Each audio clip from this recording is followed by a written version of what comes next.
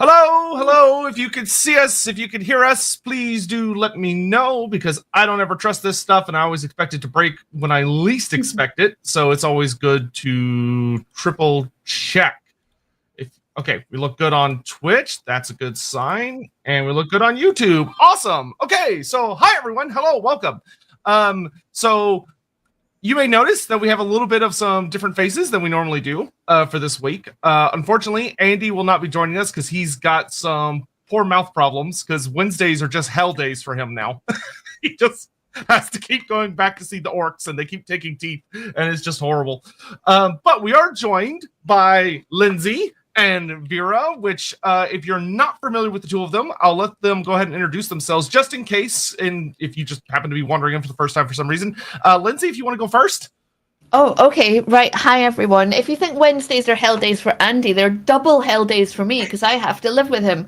I am Lindsay Law. I am a cast member of LAWhammer. I play our resident elf, and I was a Wifrit 4th edition writer. I wrote a load of stuff for the core rules, did some editing and proofreading as well. And I here in Andy's seat. I've stolen the big boy chair.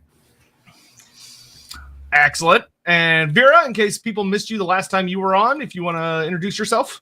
Yeah, hi, I'm Vera. I'm a highly realistic creature. I'm also a current Wifrit 4E writer. I also work on the Old World RPG. I make things, I work on games, I voice act, I write stuff. I'm here now. Hello. Well, thank you both so much for joining me. So today we're going to be doing something pretty fun. This is another one of our Create a Something streams, which we haven't done in a little bit. But today we're doing technically a new version, which is that we're creating an elf god, depending on which one y'all pick, but we're more accurately fleshing out an elf god, where there were quite a few elven gods that were introduced later in Warhammer Fantasy's life cycle, and they didn't really get the chance to have anything written about them, or if they did, it was very, very little. So they sort of showed up and then the world exploded, and that was that. So today what we're going to be doing is we talked amongst ourselves and narrowed it down to a list of 4. And we're going to basically let y'all, the chat, vote on which of the 4 we're going to tackle. And then we're just going to chat about them and talk about what little there is about it. And then we're going to throw around ideas for what maybe could be the case and see if we could flesh it out to make something interesting out of it. And of course, there will be votes as we go through the stream, as usual for one of these kinds of Wednesday streams. So whenever we start coming up with ideas that we're tossing around, we'll put them up to a vote and let y'all kind of choose the direction maybe this god ends up going in. And we'll end up hopefully with something pretty fun by the end of it. So yeah, I'm going to go ahead and get that kind of stuff set up. But it should be just kind of a fun, chill stream, and I will handle all the votes, so nobody else needs to deal with that, unless Hawk happens to be here, in which case Hawk... Here. Excellent, then Hawk gets to deal with the Twitch side of things, and I'll deal with YouTube side of things, assuming that he's in a position to do that. Today, we're going to go ahead and get into it, especially because it's so hot here. My downstairs air conditioning broke, and it's been 100 degrees almost every day. But only 2 more days. Only 2 more days until the AC gets fixed because they had to get a new part. You're here for like an hour? Okay, I'll just do it myself. Then don't worry about it. But so why don't because Lindsay knows how to do it. Lindsay, why don't we go ahead and start like grabbing like the super chats and stuff? Yeah, look, here's one from Andy. I love when the Lorebeards gives money to Lorebeards. Yeah. It's the best. I'm like, stop doing that, Andy. It takes YouTube takes a cut. And so Jonathan Scott, this funny Jonathan should say this. How about a divine janitor at the bottom of the pantheon who survived the great catastrophe because nobody pays any attention to the help? Because all the other working class gods died, they now manage all the minor portfolios like patron god of doorknobs and mops instead of just one. That would be a very like that's like a too real god. Well, yeah, but if they pick one of the gods in our 4, then we will get into a bit of janitor chat. Yeah, I mean, this could very much end up being what we do with one of them. Because I've got ideas on that one. If they pick that one, then I've got so many ideas.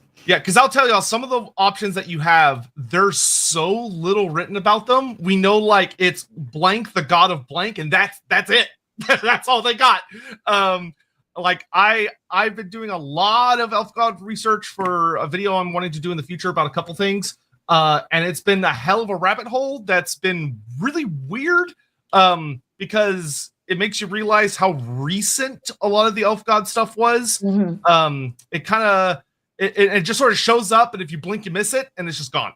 So that's what we're going to be doing today. You can go ahead and move on to the next one. I'll let you read those out, Lindsay, if you don't mind. Oh, yeah, of course. So, yeah, Brock 6000, barring whatever mysterious plan the old ones had, what interest or purpose would the Elven Gods have coming physically to the Warhammer world? The god, right? There are a few that might be quite interested in that, but a few others who would be more reluctant, I think. Yeah, like, it depends on what you think their existences are like in the aether or in the realm of the gods or wherever they inhabit. Like, if you have certain views about that, then the reason they might want to come to the world is because the physical world is just so different for a god. You know, in the aether, you're boundless and you're limitless and you're bound only by concept, maybe. And then in the physical world, there's all these endings and beginnings and experiences. Yeah, and a lot of the Elven Gods like taking physical form in some way through avatars or just through embodying themselves in some way to speak to their subjects, etc. Also, chat, let me know if sound levels are good, just to be sure. But yeah, I very much agree with both of those. One of the things that's been tossed around, if you read, which granted, take the book with a grain of salt because it's all written from an in-universe perspective. But there's a lot of theory crafting within the Liber Chaotica about why gods do what they do. Like, why do they care? Why do they get involved? And one of the theories that's kind of kicked around is the idea that there is just something about the mortal world, the surety of it, the physicality of it, that draws the gods in because it's something that they just don't have where they necessarily come from. Yeah. And if you think about quiet, oh, thank you. If you think about the mythology of Isha, especially, like, you know, she's the divine mother of the elven race. You know, she sheds her tears because she's been split apart from them. You know, she looked in on them. So you can see that in the early days, before the old ones, during the old ones' time, however you look at that period, because we don't necessarily know the truth. Like, Isha has some connection to her children. Like, she literally thinks of them like her children. And any parent will tell you there's multiple reasons to come and see your kids. Let's see. We've got Donna Man. Hello. I was re-listening to the Araby stream and had an idea for one of the cities, the city of Martek. There are two main theaters, the Eagle Theater and the smaller Dove Theater. The latter has smaller performances, including episodic plays. The two most popular are focused on the domestic life of people in Martek's neighborhood called New Sultan's Road and the Western Quarter. Yes, those are British TV series. Sure. Yeah, sure. I've go for it. Literally never heard of those TV series, but I didn't have a TV growing up, so I am culturally divested of TV. See, I had the suffering growing up of I didn't have cable growing up, so I missed out on all of the like cultural phenomena of things like Dragon Ball Z and all of the different animes and stuff until I got it in high school. But by then I'd already missed the boat. Yeah. Taking all bets, who thinks God of Philosophy is on the list?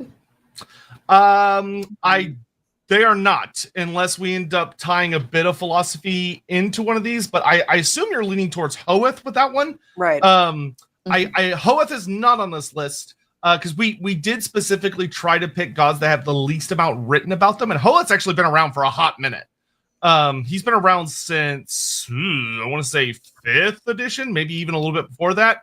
So even though he doesn't necessarily get a lot of focus, he has a decent amount written about him because he's been around. And that's before you get into like the Tome of Salvation, where there's actually a lot on him because he gets tied in with myths around like the Sword of Justice and ideas behind Verena and all those other things. Mm-hmm. We did it at the same time. Elven God of Fishmen. The Fishmen. Great to see new faces. Mathland's already here, and he's not allowed to be in the stream because it's humid enough here already, and I don't want to get wet. So he's been banned. He's been banned for today. Necromancer Kobold, is there an elven god of mercantilism? Not off the top of my head. You could argue, right? You could argue that Mathlan is the god of mercantilism in that the seafarer, like because of the seafarer, like they have engaged in trade with other cultures in a way that they maybe wouldn't have under previous Phoenix Kings who were more isolationist. Yeah, I would very much say that could very well fall under his domain. I could also see, like, if you're going for more of almost like, trying to think of like if there was a god that you could really ascribe greed to. I mean, if it would be a stretch, but if you were to delve into like greed to the point of like just taking pleasure in ownership and pleasure in having things that could end up in authority's camp, but it'd be a stretch. Yeah, I also think there's like a split here, and we'll probably get to talking about this later on. And that is, what did the gods do after the Cataclysm, and what did the gods do before, when there was maybe like a pure elven pantheon, right? Which was because did they have mercantilism? Like the way the elves are written, they are a hunter-gatherer species that exists in harmony with nature, that uses magic for everything. Do they really have mercantilism? It's like the invisible hand of the market, something that the elves care about. Yeah, funny enough, I think someone could make a reasonable argument that the elves didn't worry about such things as much until they encountered the dwarfs. And then they had to develop it in response to the dwarfs. But we'll see. Downman, I was discussing Elven Gods on Discord today and was thinking it's interesting how nature gods ended up mostly in the Kithari, with the sea being Mathlan, fire, Adioth, the earth, Hukon, seasons, Estereth, etc. Granted, they tend to represent the destructive aspects of those parts of nature, but maybe they didn't always. Yeah, so that little group of gods are a fun bunch because they come out of nowhere in the lore. Originally, they were, which we'll talk about this because we have two of those guys on this list. If you go back as just a 7th edition, you had Elenil, the god of destruction, and the way it was written was that Elenil was known by a bunch of different guises. He had a bunch of different masks and different names, and he had 1,000 faces, and each of his faces was the different aspects of how he did destruction. So he had his sea face, where he would be known as Mathlan. He had his face as a Lord of Famine or a Lord of Earthquakes and all this stuff. And then 8th edition basically came and said, what if instead we took more of like a Kronos leaning to Elenil, and instead he's made into the big father of destruction. He has 1,000 children. And then there's a whole storyline about him going crazy later on and killing a whole bunch of his children. Which makes for a really fun myth. But it was a very sudden change later on. But I do agree with your overall comment that that destruction is split into all these kind of like little specifics. I also think that like the nature gods, so those like elemental forces of nature have ended up in the Kithrai, but wouldn't we say that Kurnos, the Isha, are nature gods in their own way of creation and rebirth? It Isha especially is really tied into their whole myth as kind of a god they almost antagonize, to the point where like they cause Isha so much grief that, you know, despite the fact you'd think, oh, Isha's like the nice little, she would never do anything to harm anyone. No, Isha's the one that like sets a lot of the stuff with Elenil into motion. She screws the Elenili. Isha meddles constantly. Like, she's one of the most active deities. Yeah, she has 2 avatars. She went full mama bear on them through a series of actions, but we'll talk about that in a little while. Brock, are elven gods etheric entities formed / sustained by more complex / intellectual concepts, as opposed to the chaos gods, who are entities formed by emotions? So this one depends a lot on who you ask over at like Games Workshop per se, and you're going to get a different answer almost every time, because if you read if you read stuff like the Liber Chaotica, it'll very proudly and defiantly state that no, all the gods are emotions, or they're concepts that are given life by the ether and people believe in them, but they're not like independent living things. But when you look at a lot of the elf lore, it comes off much more that they were living, breathing parts of the world before chaos showed up. And they, they had physical items all over the place. Like the Widowmaker is not, the Widowmaker is not like, oh, we think it was forged by Vol, but it was actually made by some elf, and then they stabbed it into the ground, and it's like this thing. No, it's like, it's literally forged by a god for another god, but it's a full-on physical thing that can be picked up and wielded. Yeah, I think you have to say that the lore is divided on what gods are at all, and you actually have to take that chaos gods who are entities formed by emotions, you kind of have to take that as an in-universe explanation, because I don't think Games Workshop have ever really confirmed what the gods are and what all the different kinds of gods are, because if they are that, so there's a school of thought that says the elven gods are all dead and there are only chaos gods left, right? You kind of adopt that from 40k. But how can that be true in Warhammer? Yeah, I actually just received last month's White Dwarf this month, because for some reason, if you pay them a year in advance, they always deliver it a month late. This one caused a bit of controversy when it was printed because it has a whole section. Granted, it's written from a 40k perspective, but it also has, I think, the lead writer for AOS in it. And it literally goes out of its way to say, oh, the chaos gods they're emotional things. Like that's all they are. They're emotional things that are made by the emotions of mortals. And they're largely the exact same between all the different settings. And you look at it and you go, okay, the word like largely is carrying a lot of weight on its back there. And if I were to sit down and like get into the nitty gritty in it, I think I could pretty definitively prove to almost anyone that that's not actually true. Yeah. It's great chaos propaganda that all anger fundamentally feeds corn, right? But like it just cannot be true and the other Warhammer gods to exist. I think it is good propaganda, though. Like that, if I was a chaos god, that's what I'd want people to believe. You spill blood? Sorry, that's my jam. It's mine. And remember, give it all to me. Games Workshop is canonically the Dark Gods, because they blew up a universe. So we all know what side they're on. Swarsha, could it be like in Dragon Age with the denizens of the Fade cannot alter the real world at will, therefore they have an interest as a result? Yeah, you can certainly argue that's the case for some. Maybe all, but at least some of the gods. Well, we know it's hard for a lot of them to like impact the physical world directly, right? Like Loec takes a lot of effort to do what he does, meddling with Slaanesh. So yeah, but they all are driven by different motives, I would say. A trap that I would definitely not want anyone to fall into is thinking that all of the gods of Warhammer are motivated by the same concept. Like they all want to affect reality. Like, because you have Ashurin up there, and Ashurin spends most of his job making sure the gods don't fuck with reality. What's like to do with that? Yeah, it's a full-time job. He may look like he's not doing a lot in that chair, but he's busy. He really is. Yeah, absolutely. And I'd like to come back to Isha, and I think we will come back to her a lot because she's so fundamental to the elven species. Like, it's not the elven gods that are the parents of the elves. It is Isha. You know, so as she cares, she has an investment in the material world that arguably the other elven gods just don't have. Yeah, so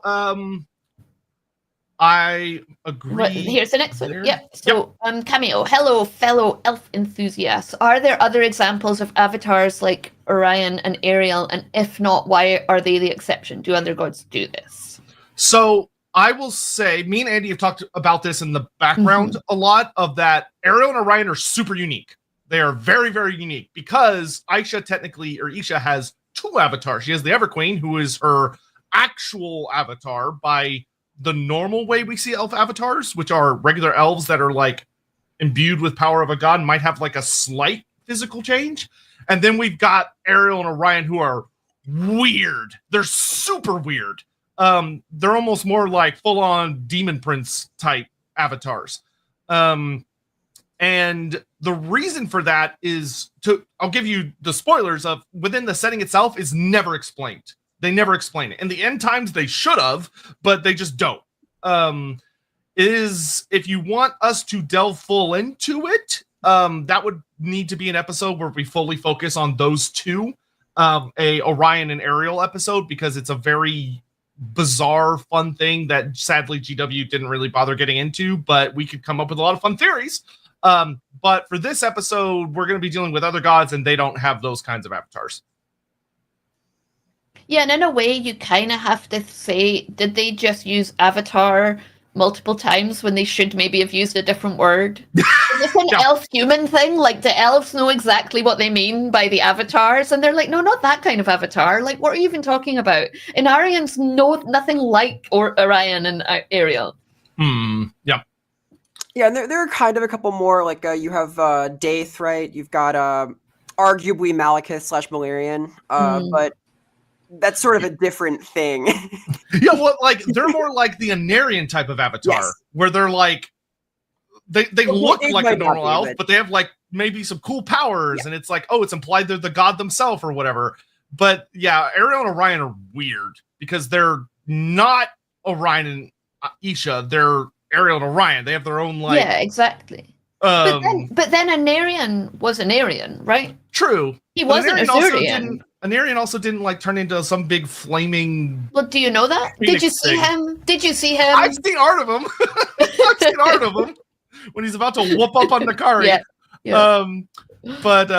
Yeah. So I don't know. It's a whole weird thing, and I would say Lindsay actually hits it on the head, where it really boils down to Games Workshop. Unfortunately, likes to use common language for things that shouldn't be in the same room, and it causes problems.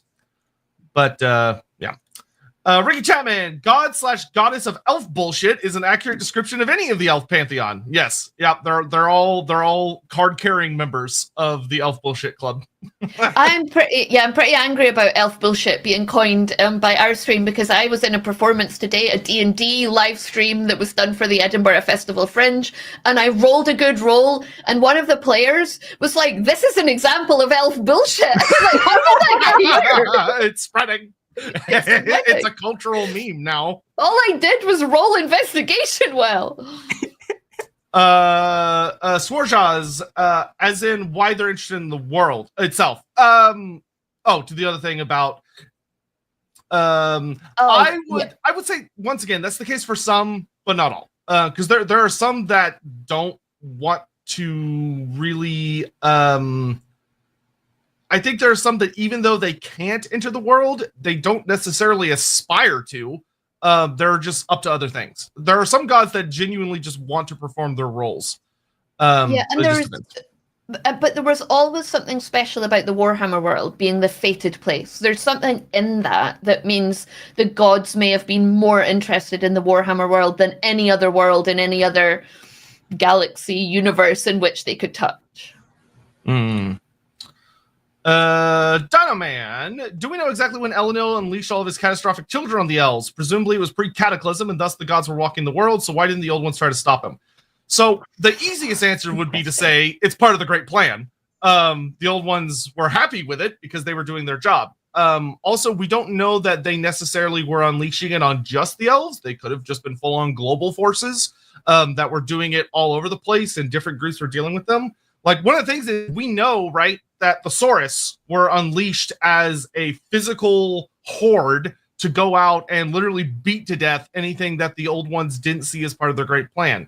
I would argue it wouldn't seem that weird that the old ones would see these etheric gods of destruction as being a very similar tool of like a force, these forces of destruction, these 1,000 gods that go out around the world killing things that the Saurus might not be capable to deal with. It's not like the old ones are giving them orders, but if the old ones are as good as precog as they are supposedly, which is an argument in of itself, it could be that these destructive forces are ultimately making the world into the shape that the old ones want.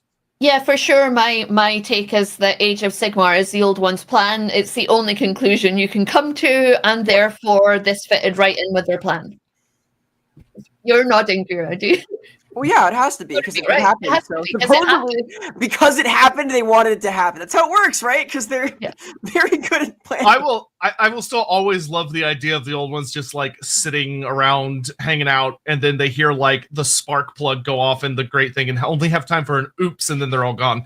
But yeah, I do think that if you, maybe the sources wouldn't agree with me, but sources, schmorses. The specific answer to when, right? If it's pre the cataclysm, then it's pre the vortex. It's pre some kind of splitting apart of the great powers of magic and the real world.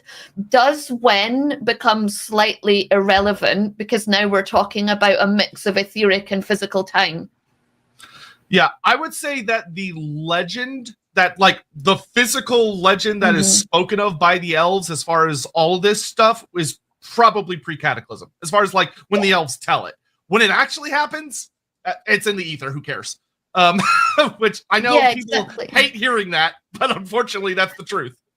Yeah, in the ether, who cares? But actually you would care, because if before the cataclysm and if before like the coming of chaos, the world was in some kind of harmony and was somehow more connected to the ether, then was time more irrelevant in the material world? Yeah, that's true. Spicy hot take. Yeah, go with my new spicy hair. Yeah, so I would say all of the Elf God shenanigans, like the War in Heaven, not the versus Chaos War in Heaven, the Elf Civil War in Heaven, because DW once again uses multiple terms for the same thing, and not the Necron Tier 1. All happened pre-cataclysm, I would say. Watchdog, question for Lindsay. Sorry if it's off topic. Sure, why not? Did you create Alamena with first, or pick her path first, feeling what God vibes with Ali's story? Ali's story. I don't know. Stream, so go crazy. I don't know if Andy will. She always had that path. It was always really important that she was on the path of shadows. The whole concept was built around an elf that was hiding herself from the gods, had found a different way than, say, a Dance of Loec, or a different way than some of the other gods or avatars had done, to hide herself from the chaos gods, to try to stop Ranadandra and do something different to stop the end times. I don't want to say too much about who she was before she was born. I use the phrase loosely as Alamena wife because it's spoiler alerts, but yeah, she had to be on the path of shadows to enable the change that she wanted to make in the world.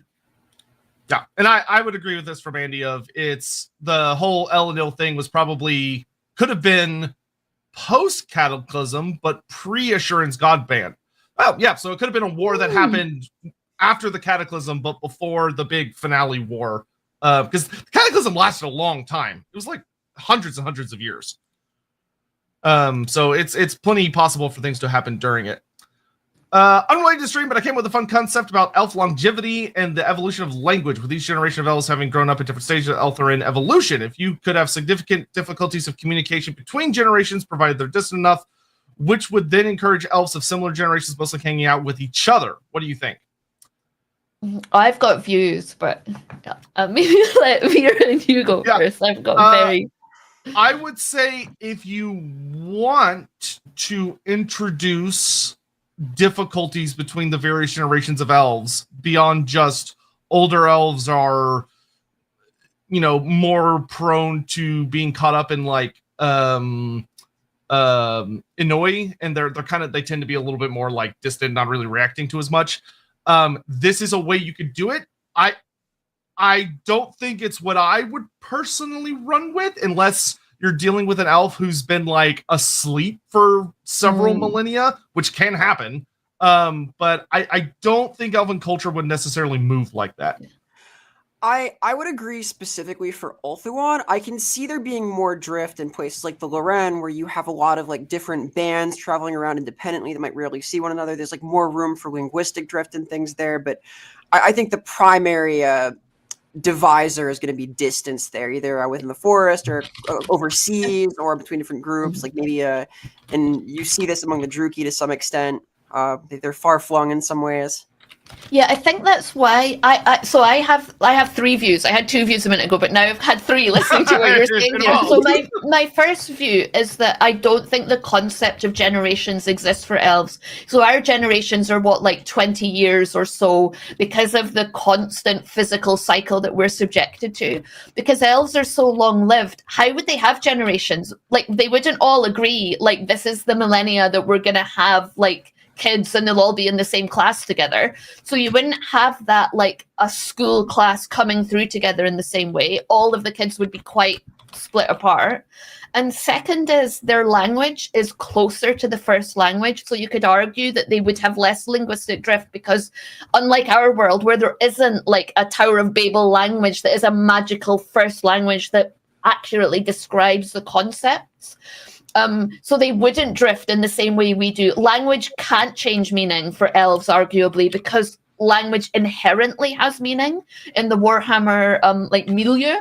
But then thirdly, I'm like, but that can't be true because the Druchii have their own dialect or arguably language, and so do the Lorelorn. But maybe they don't have that because of linguistic drift. Maybe they have it for a cultural they have such a vastly different outlook on the world in the gods they worship, in the way they interact with the world, that their language has to have different concepts that are foremost in it. So their language is much like the elven mandalas. It changes where you go in the elven world, but not because of linguistic drift as humans would understand it. Yeah, because Fonalther and Drew here both kind of pull from other languages as well, like the Tongue of the Spirits or else the Black Tongue itself. So there's this perhaps borrowing of terms that are more specific and exact to the situation they find themselves in, and that causes it because it is very close to the first language. Yes, I think that kind of motivate it.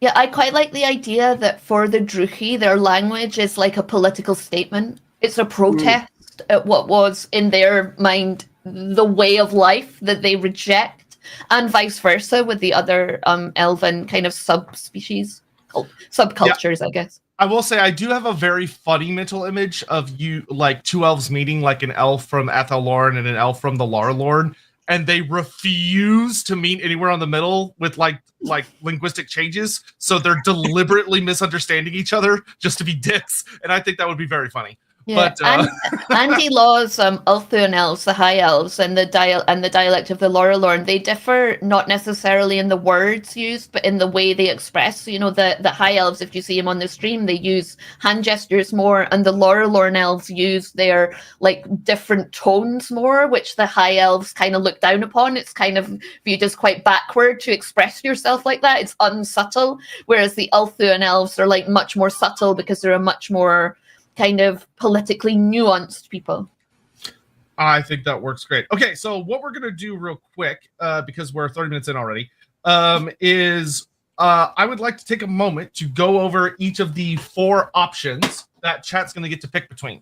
And we're going to go ahead and get that poll going, and then while it's going, we'll do some more super chats and stuff. And this is the biggest, most important poll for the stream, so we're going to let this one run for a good few minutes. But y'all have 4 options to pick between. I'm going to let Lindsay and Vera do the 2 that have a little bit more, and they can kind of talk about them and why they think you should pick them. And I'm going to take the 2 easy ones because they're the 2 that I somewhat forced on the list. So the 2 that I'm going to introduce you to very briefly, because there's so little written on them, is your first option we have is Estrueth. Estrueth was first introduced as the Herald of Famine and Drought as one of Elenil's many disguises, but then in 8th edition got separated into his own god and actually went from just being about drought to also being about famine and hunger. There is very, very, very little written about Estrueth. That's basically it. He, she, they is a god of, we don't know, is a god of famines, a god of hunger, a god of when things run thin, when food is running thin, when it's not raining, when life is decaying away, but not decaying away in like a rotten sense, but in the sense that things are drying out, not being fed. It's that passage of life when you're sort of on the waning side, which is a natural part of life. where things become times of plenty sometimes fall out of that. But Estroeth is considered one of the destruction gods. They are one of the children of Elenil, and they're also known as one of the 5 surviving children of Elenil. But that's it. Hawk does pull up that on the mandalas, which reduced in 8th edition, I would treat with copious salt, because there's no explanation necessarily for why some of the gods end up at the slots that they end up in. They're just sort of there. And also, what's the point of the mandala? What do they use it for? Yeah, it's a choice. It looks cool though. It looks very cool. I will give it that. It's got amazing aura. But so Estroeth is actually very highly. If the mandalas are to be believed, apparently the closer you are to the center of the circle, the more important you are. But Estroeth is 3rd on the Wood Elf mandala, so they're only behind Aisha, Kurnos, and the Ancients of the Forest, which is interesting. Whereas for the High Elves and the Dark Elves, it's much, much further down the list. Which could make sense, considering that Athelloren is very much a place that experiences all seasons and all types of weather, and there are parts of the forest that are in perpetual droughts, in perpetual where life is scarce and desperate. So maybe there's something there. But that's Estroeth. That's it. That's all there is to them. So the advantage there is that we could kind of go any direction with it. There's a lot of fun things we could explore. The downside is that there's not a lot to function as our starting base. So it'll be a little difficult to get a good footing. But we could bullshit more. So whether or not you consider that a good thing is up to you. The next one that I'll introduce to y'all before we get to Lindsay and Vera's is Hukon the Sunderer. So Hukon the Sunderer, also known as the god of earthquakes, does have a very tiny amount written about them, of that Hukon is also one of the 5 surviving children of Elenil, and is very much a god that brings both a physical and a metaphysical sense of sundering, of tearing things apart, cracking things open, forcing things through a very violent and sudden change. One would probably be fair to say that the very idea of the elves going through the sundering probably has a lot to do with how the elves view Hukon the Sunderer, and what his role is in not only the very physical sense of earthquakes causing cities to fall and collapse and parts of Ulthuan to drown beneath the sea, but also things like the breaking apart of family units, the things of relationships coming to very violent sudden ends. There's some stuff there, but once again, Hukon is very, very vague, and is not super well explored, and is just sort of distantly hanging out somewhere off to the side. And those are my 2 because they're super easy, because there's barely anything on them. So why don't we kick over to, let's do Vera first this time, and she's going to talk to you about the Lord of Blades. Ooh. Yeah, so Eldrazor. Eldrazor is an interesting god because despite being the Lord of Honorable Battle, he is among the Kitharai, which are the more selfish gods that are less pro-social, despite the real emphasis that we have on honor. And despite having a aligned unit, sort of a chosen sacred force in the Sisters of Slaughter for the Druki, they are a little contradictory in some ways, both the society they're in and sort of the way the Druki operate in general. So there's some real authority that he has, at least in their culture. We also see references to Eldrazor's practices in Athelloren. There are certain members of the Eternal Guard who will mark glades in his honor as part of the Arena of Honor, I suppose. But then the conduct within those is questionably honorable. It's sort of an anything goes realm. So I think that Eldrazor sort of invites questions about what the nature of elven honor might be, about whether or not that is a thing that is seen as good for elven society, maybe some questions about what the Kitharai really are, but there's not a lot written about this because Eldrazor's presence sort of invites a lot of questions about what honor does mean to the elves, and so what I think we'll get into as a result of fleshing him out. interesting stuff there, but definitely in a strange position where we have like only reference to how he is worshipped in two very specific, very violent scenarios. Yeah, I do love the fact that Eldrazor is like. I do think there's a lot that could be discussed about that elven concept of honor, where he's like, yes, you must defend your honor, and you do it within these specific spaces. But once you're in the space, anything goes. Anything's fair. There is no cheating, which is very, very different than what a human would think from that, which is good. Yeah, and it's interesting because for the Eternal Guard, at least, those spaces are only marked like sort of in defense of their homeland. Because they're the Eternal Guard, right? Like they're there to control the border of the woods. But for the Sisters of Slaughter, outside of the arena, they sort of abandon combat when they're done with someone. Like when they like collapse, they move on, which is very rare in their society. They stop. All right, and then Lindsay is going to tell you all about the last option that you have. That's Nethu, right? Yes, that is Nethu. So Nethu, Keeper of the Last Door. So Nethu is fascinating to me because Nethu, again, is aligned to the Kithrai. Nethu is the son of the Elven goddess of the underworld, Erith Khael. But everything written about Nethu is pretty much written about what he has done since that time that the Chaos Gods invaded, right? So everything about him, his stylized harp that he plays to tempt elven souls away at the moment of their death so his mother can steal them away down into the underworld, that's something that only had to happen relatively recently. The marking of symbols under beds for people to waste away, like they tell a story of what Nethu might have been, and that's what I want to explore, what Nethu was before Nethu became what they are today, and also what parallels there are between Nethu and Mor. So Nethu is the god of the doorway and Mor is the god of the portal. Does it tell us a story about what was the elven underworld like before the cataclysm, and what is the human underworld like? Is there a connection there?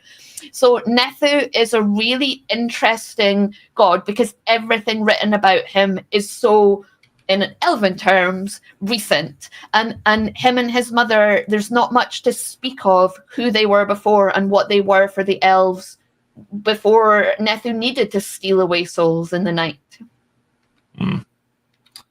All right. And with that, I'm going to go ahead and start the polls. And then while the polls are running, we will get caught up here on Super Chat stuff, or at least we'll try. we'll give it a good effort. So, all right, let's hop into the next one. If I can find out where my dang page is. Here we go. So we left off with this one, I think. David Whitfield asks, isn't the cult of Isha open to being subsumed or imitated by Slaanesh with corruption from within? So I would say, generally speaking, if you want your dark gods, especially to be your big bads, which they often should be, that they have the capacity to infiltrate anything and everything. It might not necessarily be Slaanesh, but often when you're dealing with elves, it will end up being Slaanesh. But for Isha specifically, I would probably lean. I think there are two ways you could go with it. Slaanesh is always, there as a threat to the elves, but I almost would probably go more of a Nurgle leaning. If Isha's being impersonated by anyone, I think Nurgle and Nurgle's. Isha is a god, the goddess who's literally represented by an eye with a tear falling from it, and that she's always weeping for like the suffering her children are enduring on the world. There is a note of despair in that Isha is able to stay away from, but could be very, very easily tweaked by a smart cultist of Nurgle or an elf that's fallen to Nurgle in some sense. I think it would be very easy for a cultist of Nurgle to infiltrate a cult of Isha and lean more into despairing at what all the elves have lost and all the suffering in the world. And instead of leaning more into the healing aspect of it, more of wallowing in the despair of it. With especially if you know how elves are, they can wallow really badly if they fall prone to it. So if anyone was gonna subsume it, I would probably lean more towards Nurgle. Yeah, and I think also Nurgle, the despair aspect is one half, but the bubbling hope of life is the other, like the plagues, and that's kind of the dark aspect, the dark reverse of Isha and of life, is that life goes wild and can, like colonize you from within and eat you from the inside out. I think in general, like Slaanesh is quite a... I think Slaanesh could influence any cult because anyone can go to excess in anything they believe in or anything that they do. Yeah, Slaanesh and Tzeentch are both kind of flexible like that. They can worm their way into any kind of structure. Swarja would love elven demigods. I mean, you could kind of argue that's what some of the avatars are. I mean, the term demigod is used by some writers when they're talking about Arrow and Orion. But I've also seen it used for some authors talking about an Aryan. So, also, if the elves are the children of Isha, then every elf is a demigod. Yeah, and that clearly my elf view. I would say they're known sort of for the potential for transcendent moments, if not like existences, just through the way they channel the divine and the way their actions draw from that range of experience. Yeah. Yep. Oh yeah, Andy's right. Yeah, if you want to check out Nurgle and Elves, you can always check out the starter set, which has a Nurgle elf sect that will cause, if you have an elf player, it can have a really, really gross storyline. Phil, also unrelated, but how come elves see individual humans as irrelevant because they're so short-lived, while they're described as being capable of bonding with plenty of pets? Are the pets as long-lived as they are? Funny enough, I think what you're kind of asking, without asking it, is can the elves like see people as pets?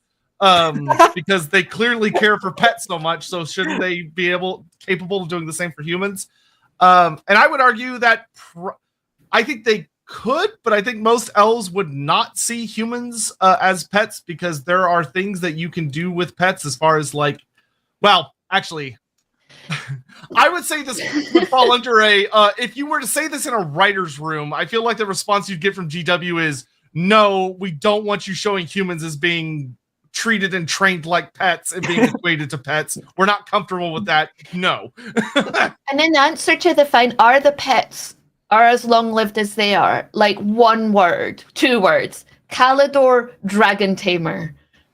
Like, I think their pets are as long-lived as them, and I think they're dragons.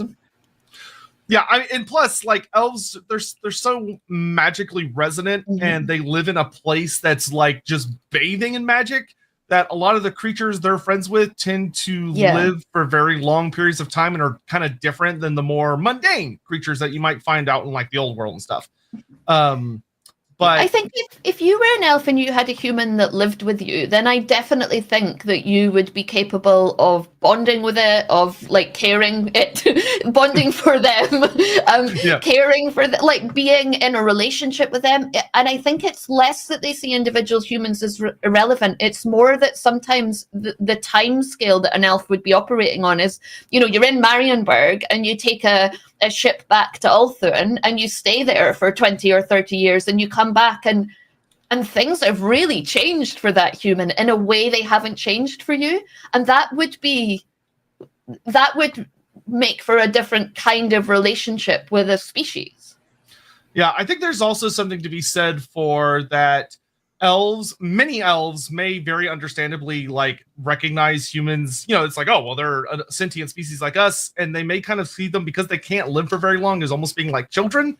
And there is a level of discomfort of trying to form bonds with children that don't understand how the world works and are very dangerous in and of their own situation. It's kind of like in our world, it's considered not cool and pretty uncomfortable to have like most types of apes or monkeys as pets because they're kind of adjacent to us in a way that makes the concept really uncomfortable for a lot of people. And a lot of people go, no, you really shouldn't do that. Plus, they're just dangerous in ways that other pets aren't, because those pets, we have a good understanding of them and we can handle them.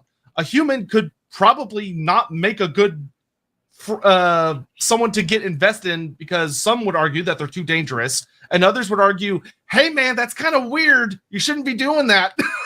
Yeah, like I think the ape comparison is apt because it's sort of a matter of agency, right? Like the ape can theoretically do a lot of unpredictable things, and it's intelligent enough to take off its clothes and unlock the door and go do whatever it wants in your household, right? It could you can't really trust it to do as you will, like you might a magical familiar who's more bonded and you can take with you where you please and perhaps give specific instructions. It will follow, unlike most humans.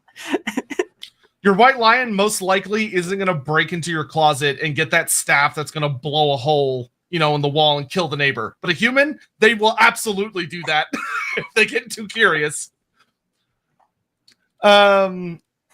Swarja, to answer Andy's comment about, by the way, the poll's up. If you haven't voted, please go vote. The poll is up.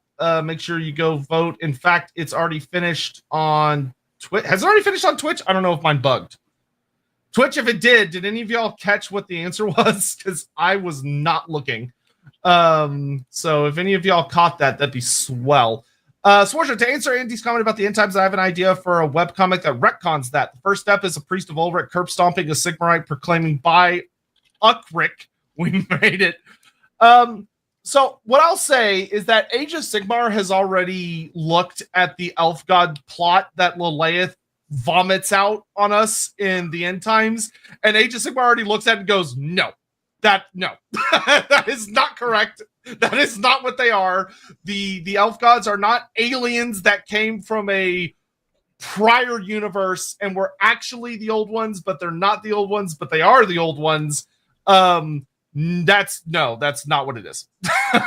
And it's already like kicked that into the dirt. So I would just say Lilith, if that even was Lilith, had already just completely gone mad by that point and was just saying horrible nonsense that Chaos had planted in her head. The next one, I don't know where the name for what. I've so lost track because I'm in the tab that's just the super chats, not the actual chat. I'm like, the name of what would be honor and hangovers. I do like it though. It's alliterative. Yeah, it's good. Yeah. Oh, Eldrazor one. Okay. Well, let me. Are y'all sure about that? I'm looking for more than one person to.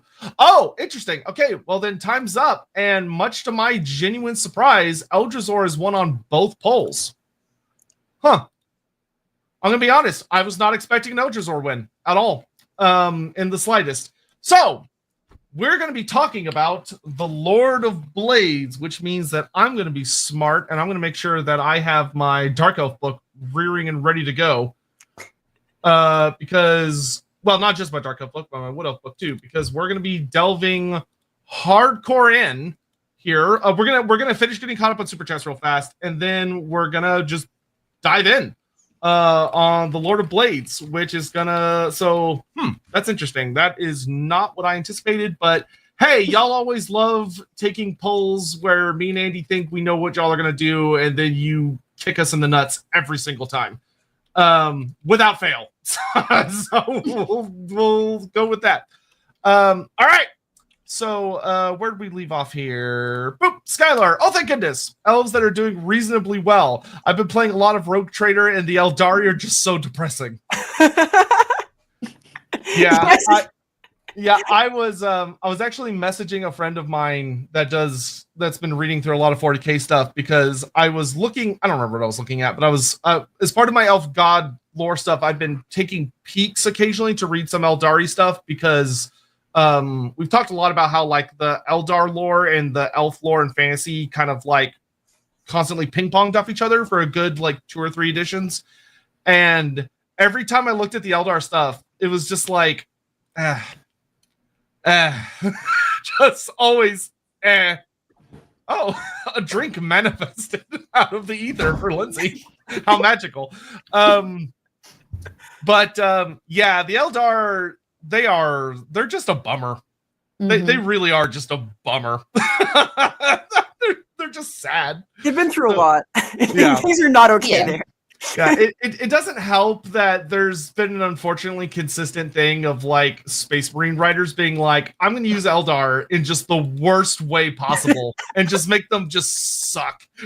It's just so sad. We're not going to get into my 40k views. Let's not do it. No, let's not do that today. Stream pivot. Phil, the one question I didn't get to ask during the Riot stream, but we know that the polytheistic pantheons often come from interaction of various cultures, like Athena coming from the Near East, while Zeus most likely came from Northern Europe. The question I'm asking is, how did the old world pantheon come to be and spread across the land when there was never a single civilization that covered the entire area? So can I go? One answer to this would be I'm gonna let Lindsay deal with that, because they're actually gods, right? So unlike.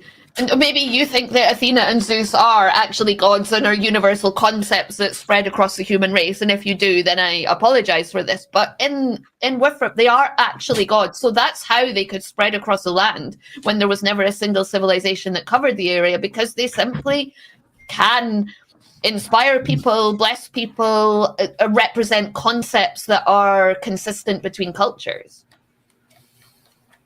Yeah, I would very much agree with that. I would also say that I think because we tend to focus more on like the empire type things, a lot of people underestimate that there were a good number of humans that lived in the old world for a really long time, like crazy long time.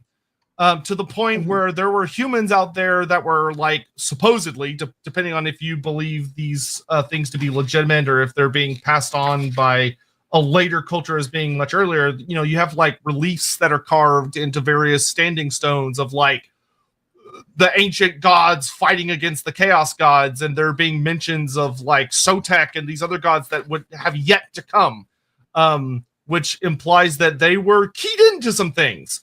You know, especially when you're talking about like the Belthani tribes who have supposedly been there for fucking ever.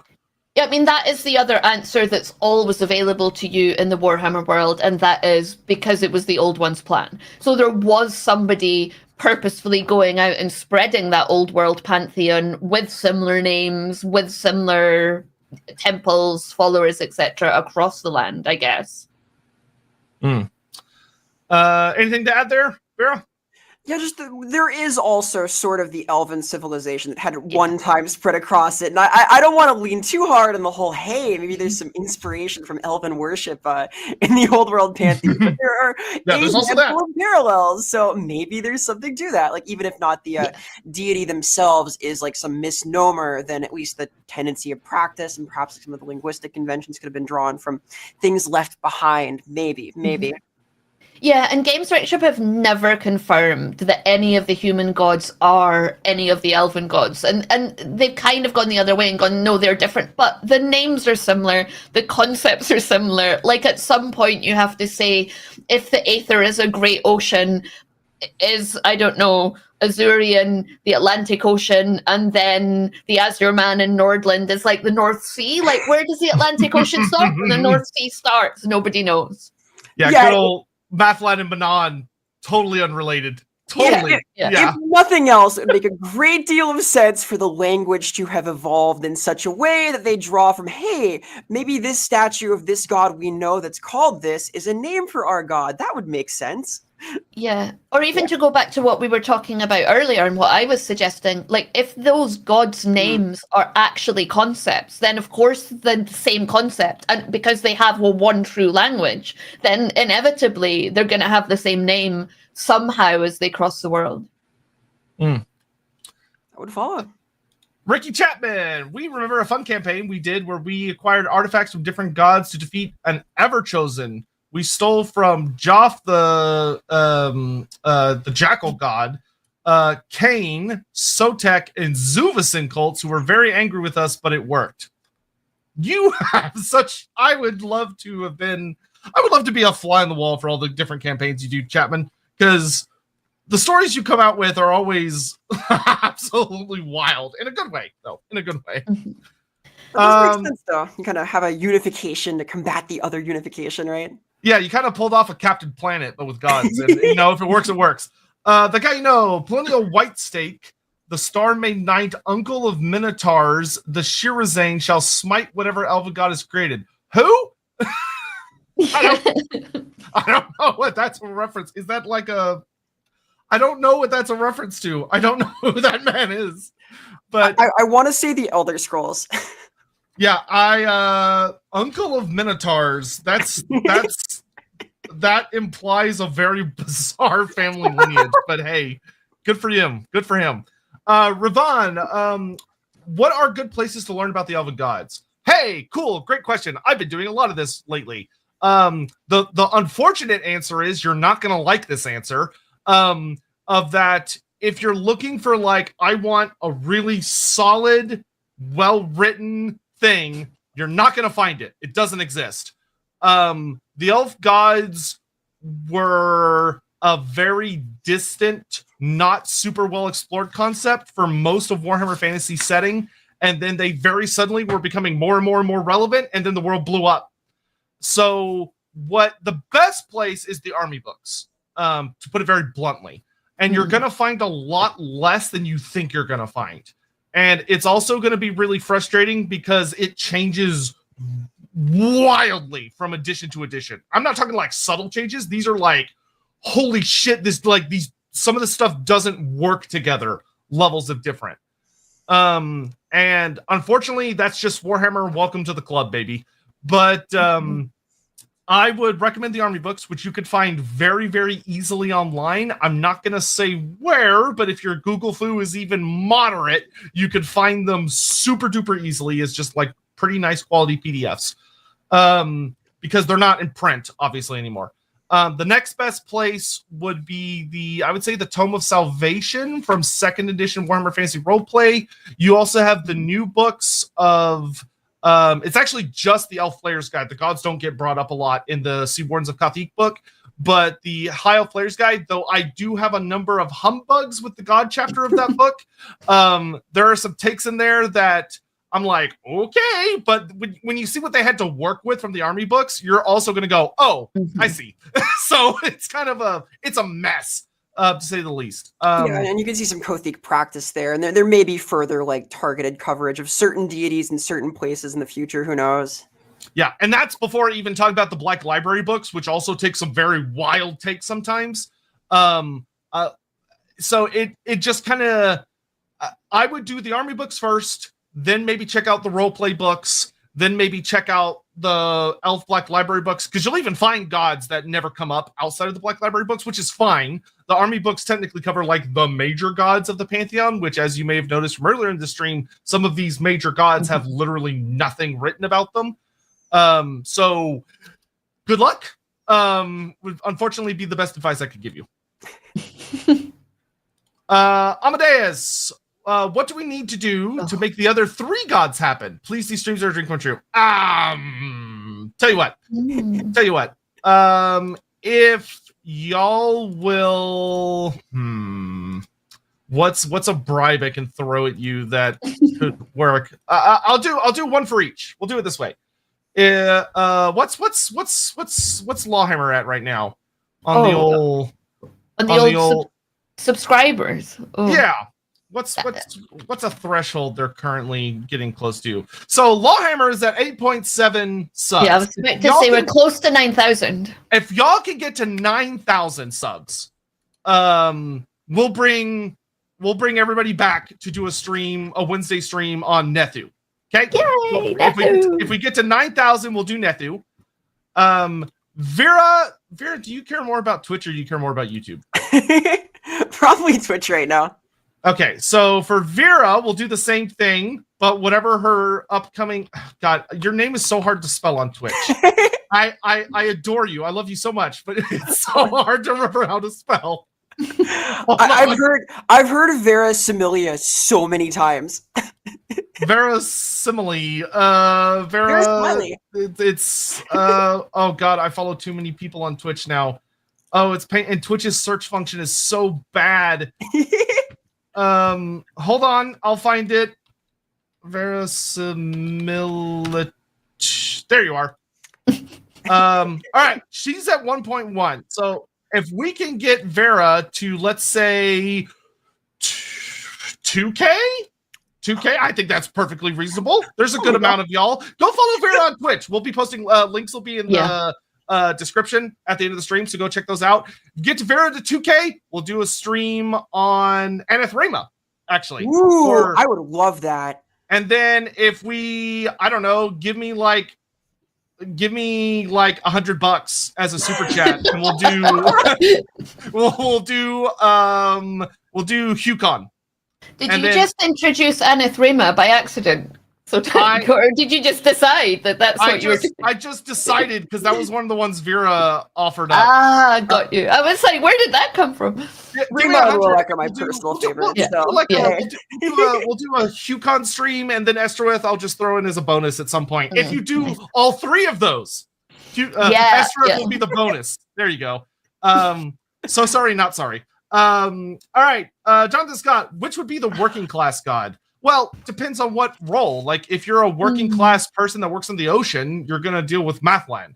If you're a working class, if you're a sex worker, you're going to be dealing with authority. If you're dealing with, like, schools and tutelage and scholarly things, it's probably going to be Hoeth. It just depends. What about the job of the god of janitors, Sotek? What about him? The god of janitors? It's Nethu. Nethu's the god to be the god of janitors. Yeah. God of the doorway. Yeah, really. He's got real Janus vibes. Like, he's the two-faced god. That's why I want to explore what he was before. Before chaos forced him into a terrible existence of plucking elven souls from their dying, gasping bodies. What was Nethu? He was just a happy guy that stood at the door, ushering the elves into the afterlife. There you go. And get LAWhammer to LAWhammer just needs 300 more YouTube subs, and you'll get to hear all about that. Just 300 more. Vault Boy, I sadly showed up too late to simp for Adioth. Hopefully next time. Adioth, I did consider putting him on the list, but he has like kind of a fun, unique story that's explored in the Dark Elf 8th edition army book that goes into like him being a god of volcanoes, and he's like slumbering beneath a mountain where he's hammering out blades to try and make something to fight his dad. He has a whole thing. So there was enough there that was like, eh. The Exiled one, chat will always be unpredictable. Let's go, Eldrazor. Yes, and we're almost caught up. So thank you for your patience. We're an hour in, and we're almost to actually starting the stream. Biofoot, the Eldari are Ted from Scrubs. Yeah, poor Eldari. Except for if Ted also had some random guys that, in order to sell plastic toys, kept beating him up constantly to show off how cool their plastic toys are. Donovan, apologies if these have been dealt with by the time you get this chat. I bet they haven't. So 3 big questions for Eldrazor from me. This is a perfect kickoff point. What differentiates Eldrazor from Khaine as gods of war? So let's start there. That's a great place to start. Well, Vera, you want to take it? Yeah, the very first thing, Eldrazor is not actually a god of war. Eldrazor is a god of battle, a god of combat, but war is much more than like martial pursuit in and of itself. It is a campaign. You are persecuting enemies. You are perhaps repelling an invader. Eldrazor is interested in the task and action of fighting someone, of doing violence in that moment, and specifically honorably. So Eldrazor favors duelists, not commanders. Yeah, and Eldrazor is like obsessed, right, with the art of combat, and in that way, he's quite Myrmidian. But where for me, a Myrmidia would be a commander's goddess. Like Eldrazor he's the god of like the medieval. You challenge your opponent to an honorable duel to save the life of your men and women who are fighting for you, and it's done between you two, and then no one else has to die that day.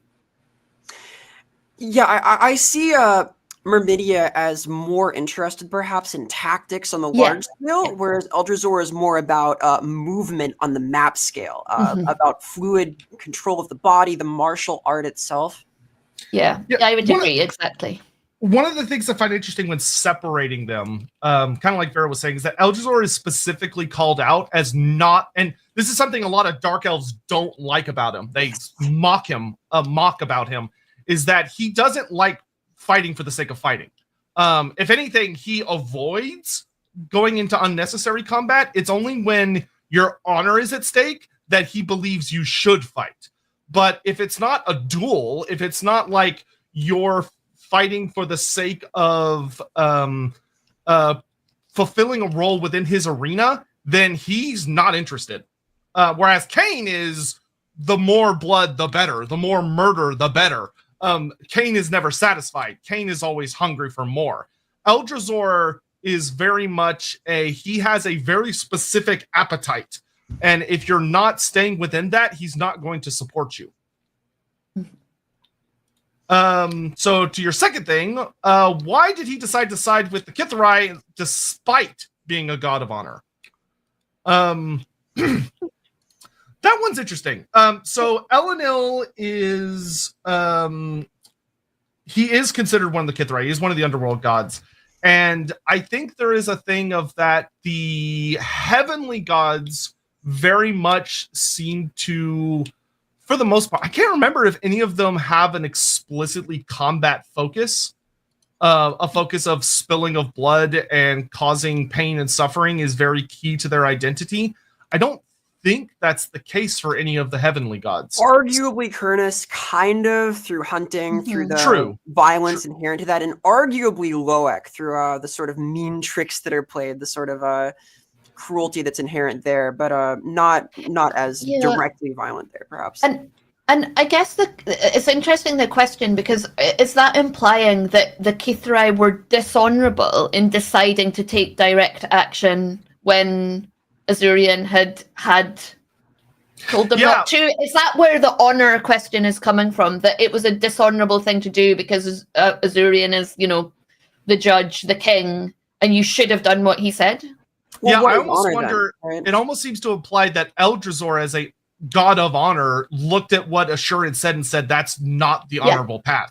What your laws, because very much, if you think of our culture, right, which Elves would obviously have a different interpretation of this, but humans often have the idea of, there are some people that will tell you that following the law is the honorable thing to do. If you're a lawful person, you follow the law. Whereas someone might say, well, that's not the honorable thing to do because laws can be wrong. Yeah.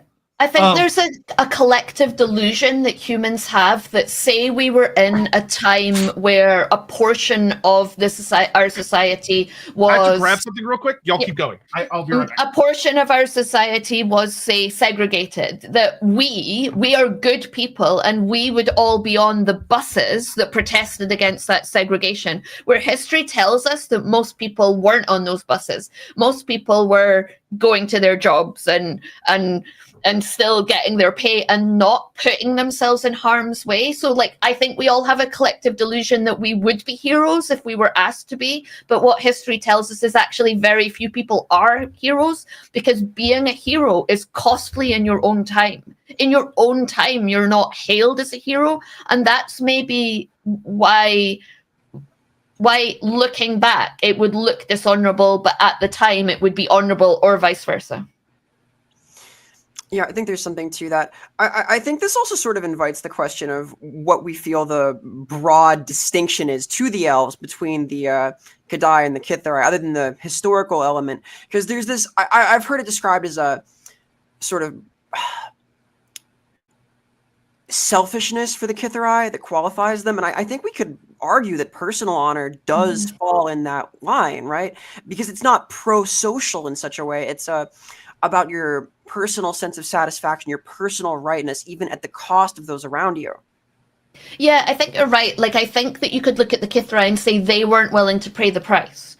They were told that there was a price and they weren't willing to pay it. They decided to do something else and they couldn't stay the course. They didn't have the patience. They didn't have the trust and the belief. And so, yeah, you could argue that it was selfish actions that they took. What was the third one?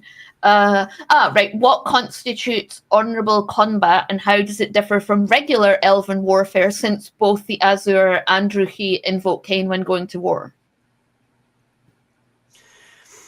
This is a complicated question, because as much as we've been talking about how Eldrazor is a patron of honorable combat and despises battle done for no reason whatsoever, his most famous worshippers are the Sisters of Slaughter, who are known for gladiatorial violence against slaves. I have returned. Hello. We're getting into a getting contradiction.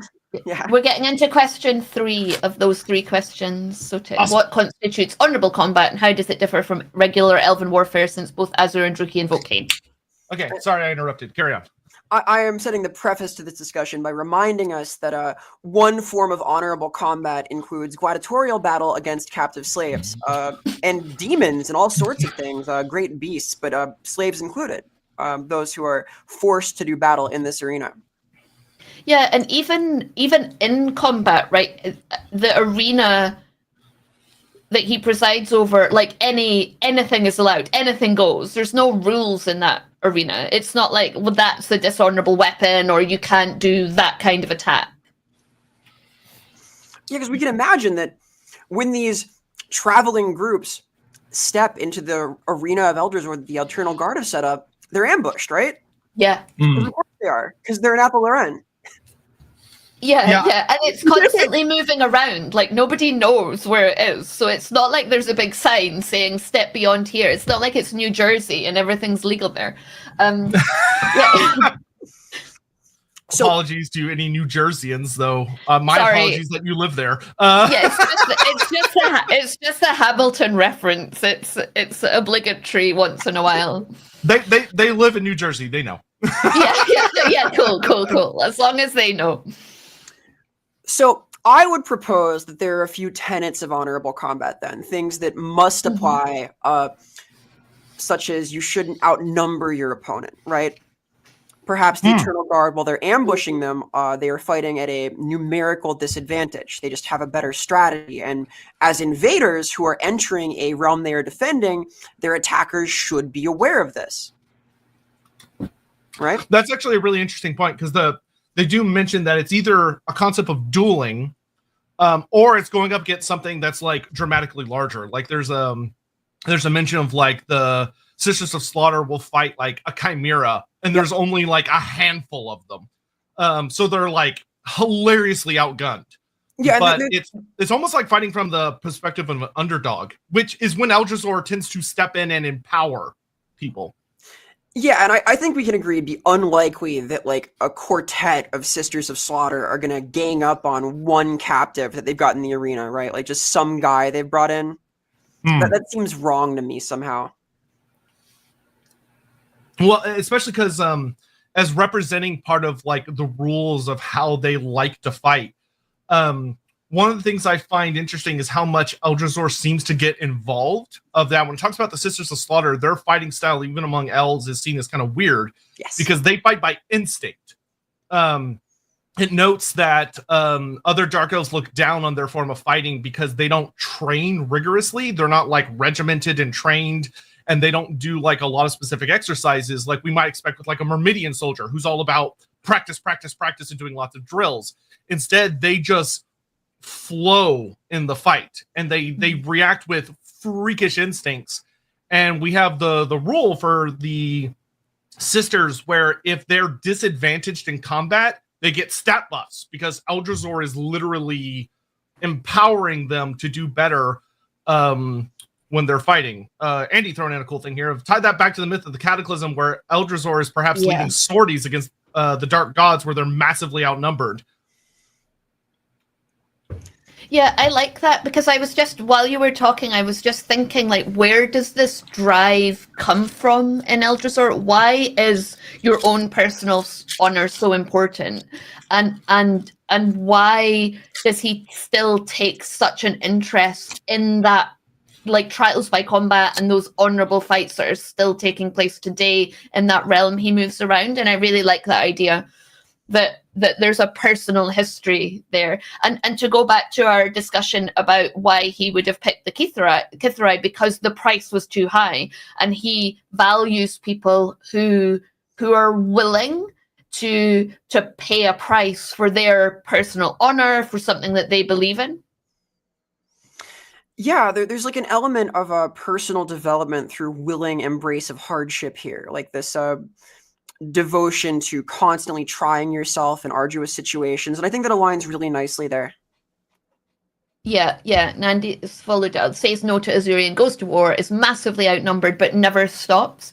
Which I think that never stops is interesting because, in a way, like honor and going to fight for honor is almost like going to fight for like pride or like how people perceive you. And it's almost like once Eldrazor decided, that was just it. Like he could never stop because to back down would be. Oh, like, I really like that. Like the idea that he made a commitment once and like it's led him on this entire path. I love the idea that like Assurin and them almost splitting, him being forced in that thing and saying, I can't back down. Like it's all, they're all, I will never back down. Yeah, and for all the dwarves, like, look at the elves and see dishonorable trixies, there's an element of like that's quite similar to a Slayer oath, and it's quite similar to the dwarven kind of mindset of, you know, this is me till my death, but in sort of a less fatalistic way, I would say.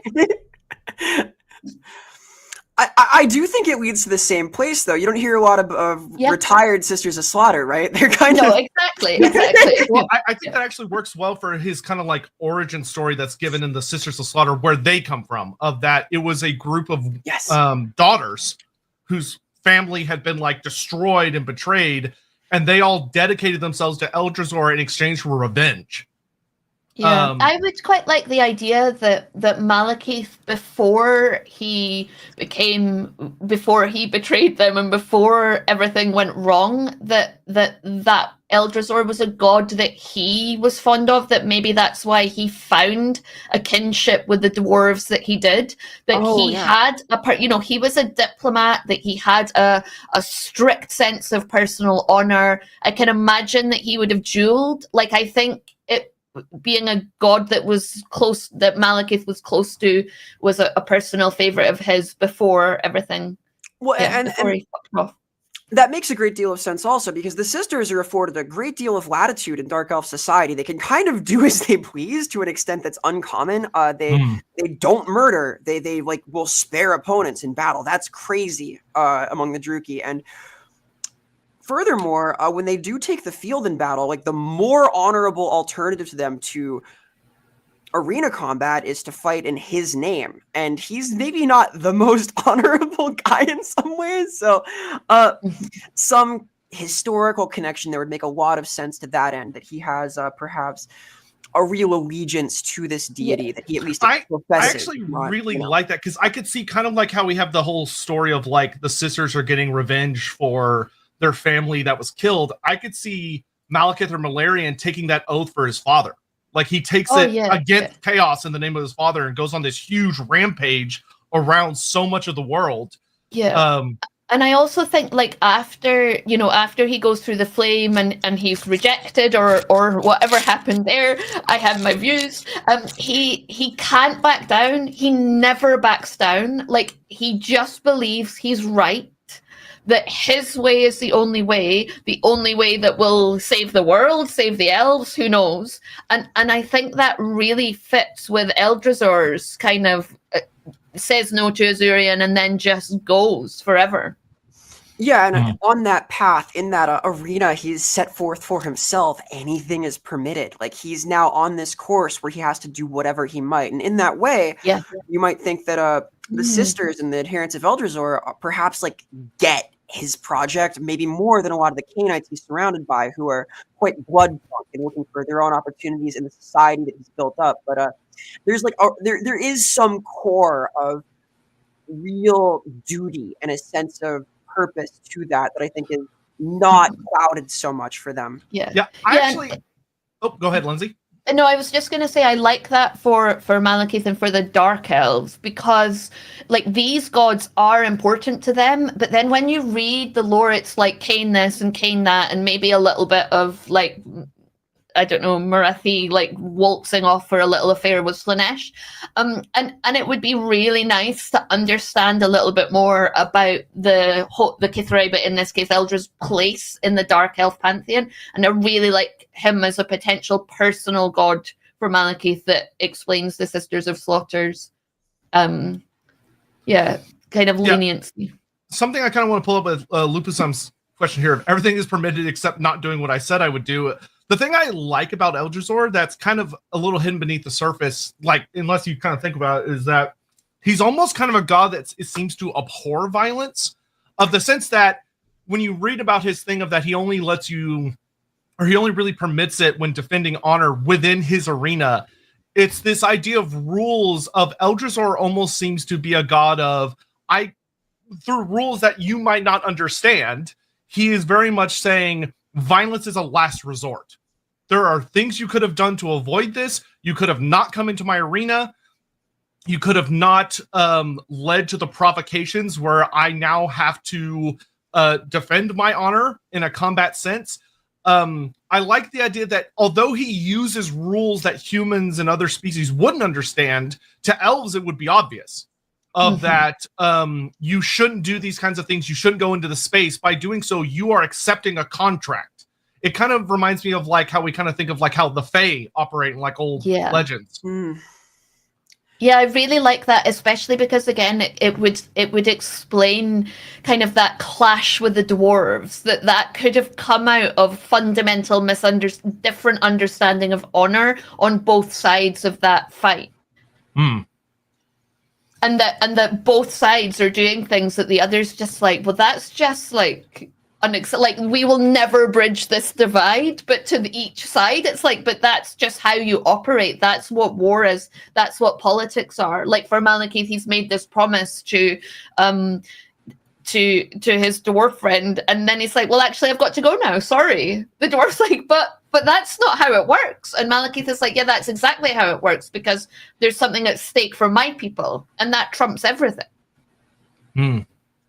Now, grabbing some more of these super chats here. Necromancer Cobalt asks, if Khaine is our Ares type god, would Eldrazor be similar to an Athena type god? I would say you're a no. Eldrazor does not care about tactics. Eldrazor is much more about allowing yourself to kind of almost enter more of a flow state. It's more like a natural expression of violence. I see an alignment to war dancers and like how they fight, right?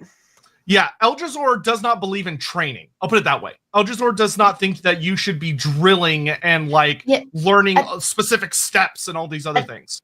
And I think, like, if we tie that back to the origin, so I would say that's because Eldrazor just had to do it. It's not that Eldrazor necessarily doesn't believe in training. It's that Eldrazor didn't have the luxury of being able to be trained and being able to be drilled. I like that. Once he said no to Azurian, the fight was just forever constant. You're trained in the field of war, and that's the best training. And quite Ulrican in its way, like the best. The mistake you survive is the one you learn from. I would also say that if you're thinking about what Eldrazor was going up against, where he's fighting like the dark gods themselves, literally in their endless legions, one of the things about Eldrazor that I really like is it talks about how because his fighters fight at lightning speed instinct, predicting them is completely impossible because they don't know what they're going to do. So if like you're imagining a duel between Tzeentch and Eldrazor would be one of the only gods that could go up against like Tzeentch and Khorne and potentially beat them or hold them off because they don't know what he's going to do because he doesn't know what he's going to do. He's just reacting so fast to everything happening around them that when you're dealing with gods that, especially with your Tzeentches, gods that literally manipulate the future against you, having a future that is as unclean as possible, but your reaction speed is so fast that you can make up for it.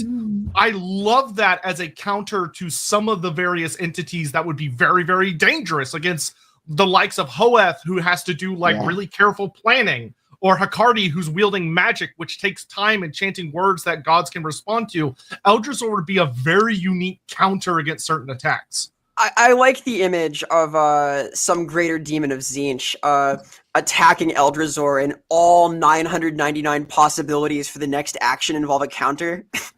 Like this sprawling mandala of impossible attacks. He does all this crazy stuff, and Eldrazor just like dodges or just like walks up to him and punches him in the face. The one thing he didn't account for. All right, so we got Dominic here. How would you explore the winter aspect of the Wood Elves, as we only see one side of the season circle represented in Wood Elves being summer in the army very often with the Treeman Dryads, etc., that would not fall close to Kislev's ice theme. So, Dominic, what I would say first of all is, once again, you can find the PDFs online. If you read the 8th edition Wood Elf book, they actually have a nice little section that breaks down all the different kingdoms, and there's a kingdom for each season, and there's also a kingdom for like each time of day and a couple of other concepts. And there's a winter kingdom. Yeah, and it very much delves into the ideas of how their army presents, which is that it's very, very elf-centric. They have very few spirits because the spirits are constantly asleep and slumbering. There are a few, but one of the things that's fun is they also, it's also more of a, so how do I say this? It's much more physical than etheric, because a lot of the etheric aspects of Athaloran are slumbering.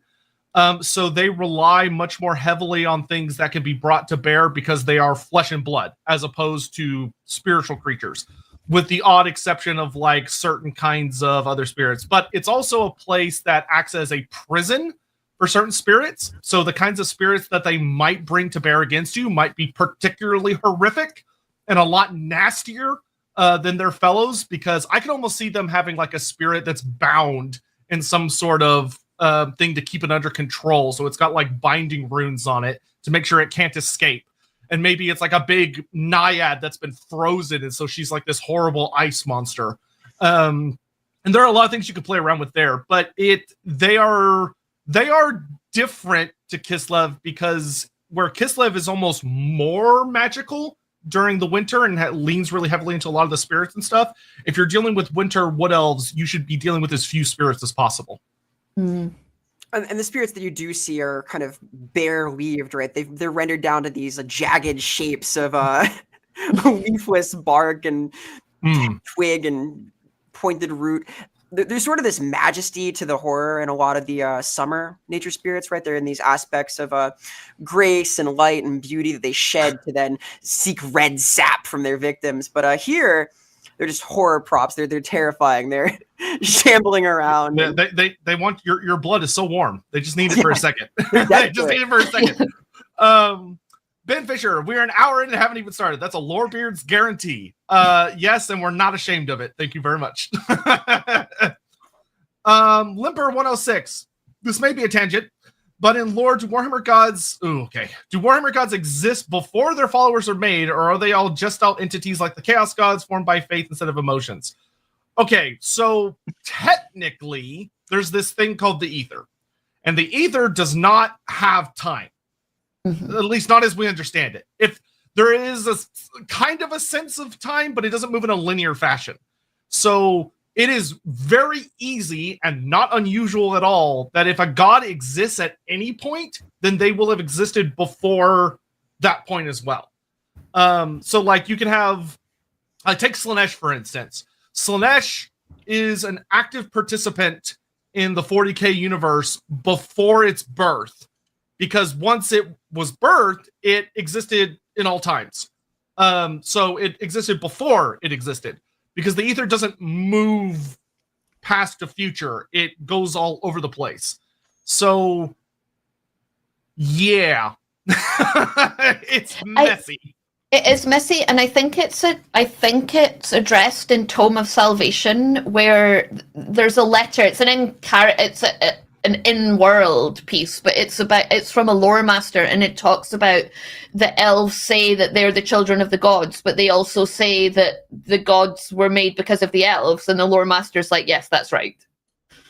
Oh, like it's a contradiction, and yet it exists. So the answer is really, we don't know. Although it is a tangent, but I did want to talk about what did Eldrazor do before chaos came in the pantheon, and I wondered whether when you have gods that are immortal, can't be killed, like did Eldrazor serve a purpose of helping them resolve their disagreements before it came to the judge? Like, yeah, that's kind of what I was wondering. Is like, I imagine that going before Ashurin is something that most of the gods actively avoided and did not like doing.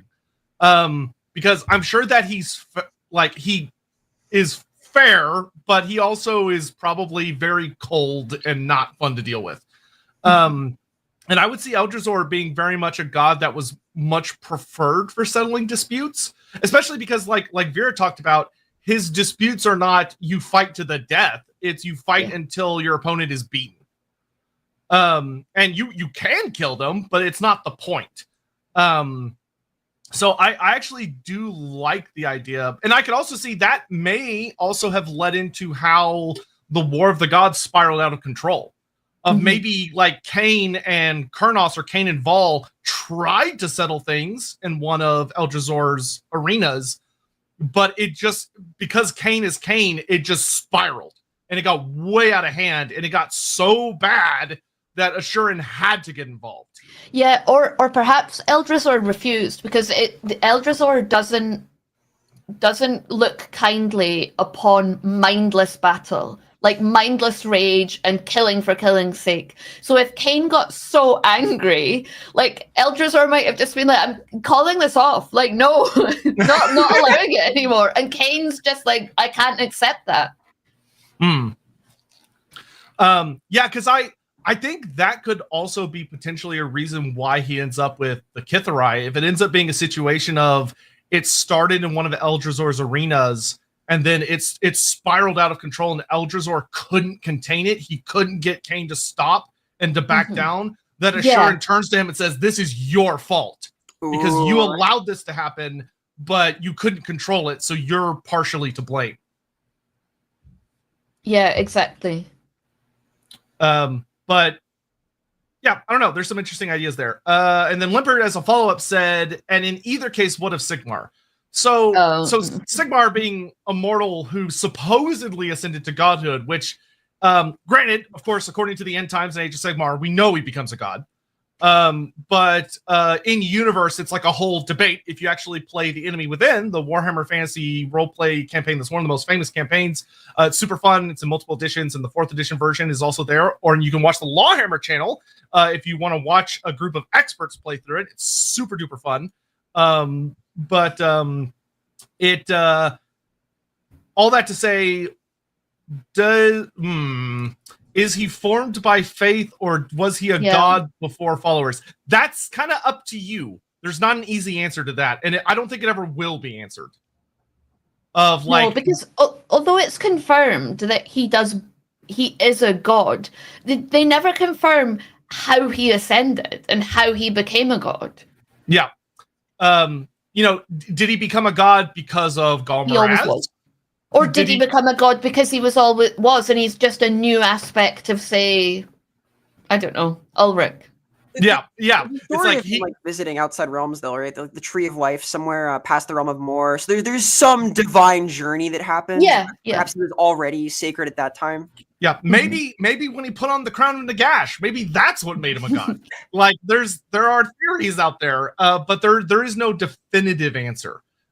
It's kind of up to you. So yeah, so your follow-up. So what I'm taking is that Sigmar was infused with Ulrich, but wasn't a god yet, became a god through the cult of Sigmar. That's my headcanon. Sure.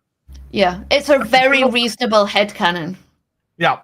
The idea that Sigmar passed through the flame and took on a lot of Ulrich's divinity, and then he just ascended after death. That could very much be what it is.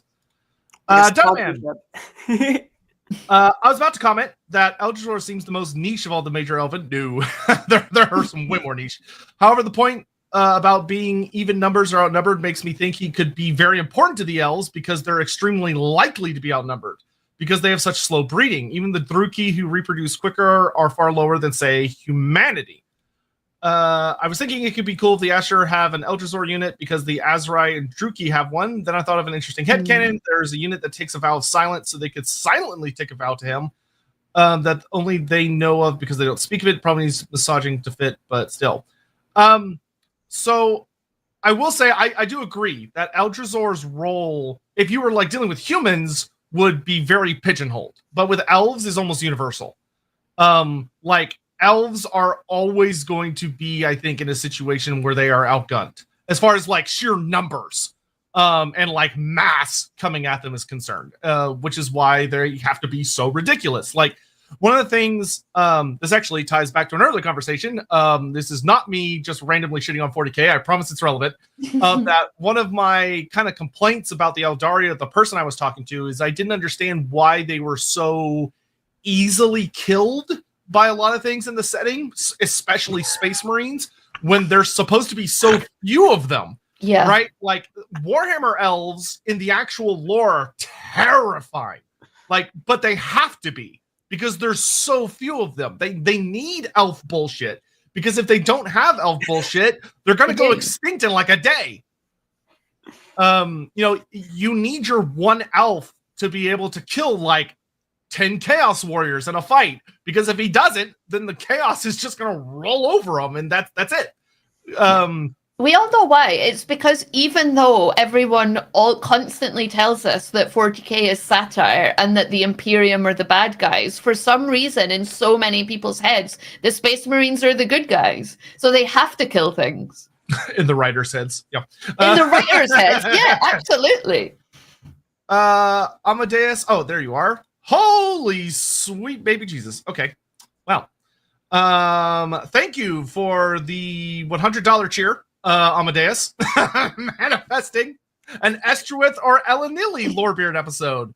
Fine. Very well. You've got your wish. Both quite interesting. Yeah.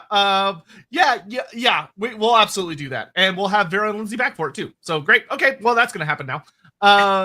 And just remember that if you want the other two, all you got to do is get LAWhammer to 9K, which it should be at. It deserves to be at a long time ago. So now's better than ever. And get Vera to 2K, which she also very much deserves to be at.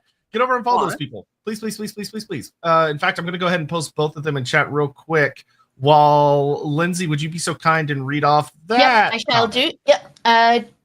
Dino Man. So an interesting other differentiation between Eldrazor and Khaine. Khaine is the god of murder, which to some degree requires premeditation. You're going in there with the intent to kill.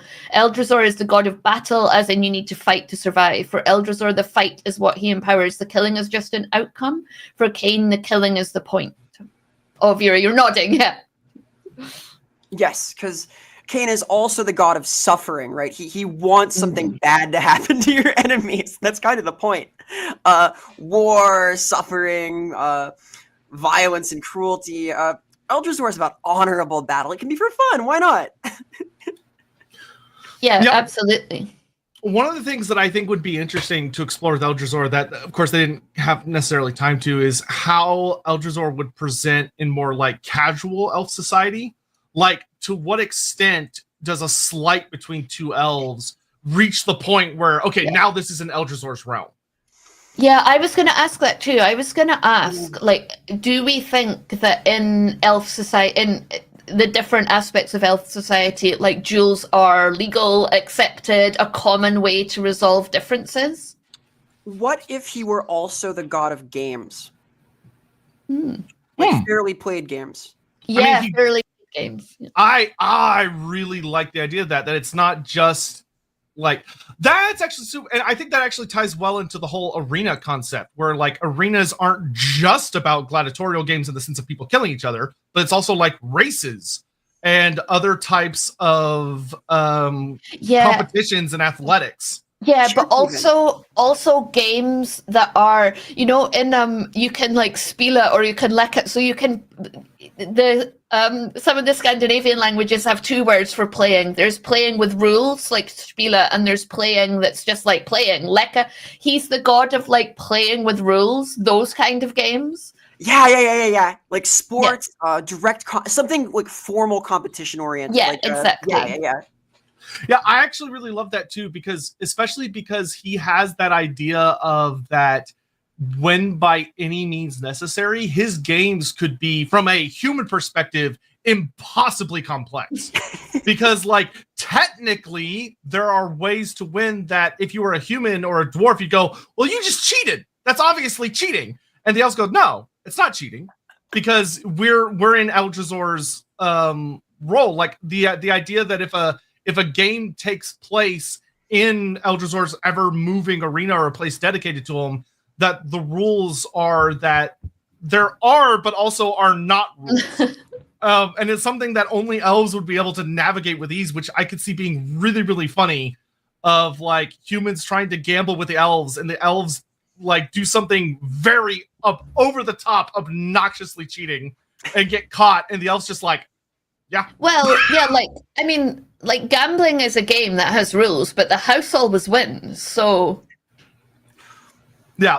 Well, like of course I pocketed it, but you're only complaining now that I've shown the cards, so I've won, right? Yeah. Yeah, it's like, it's not my fault that you lacked the perception to see these cards I had up my sleeve. Because if you had cards up your sleeve, I would notice and I would have counted for that.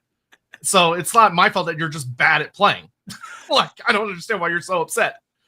I actually love Eldrazor as the patron of some elven gambler in Sartosa who then has to, like, perhaps defend themselves once in a while.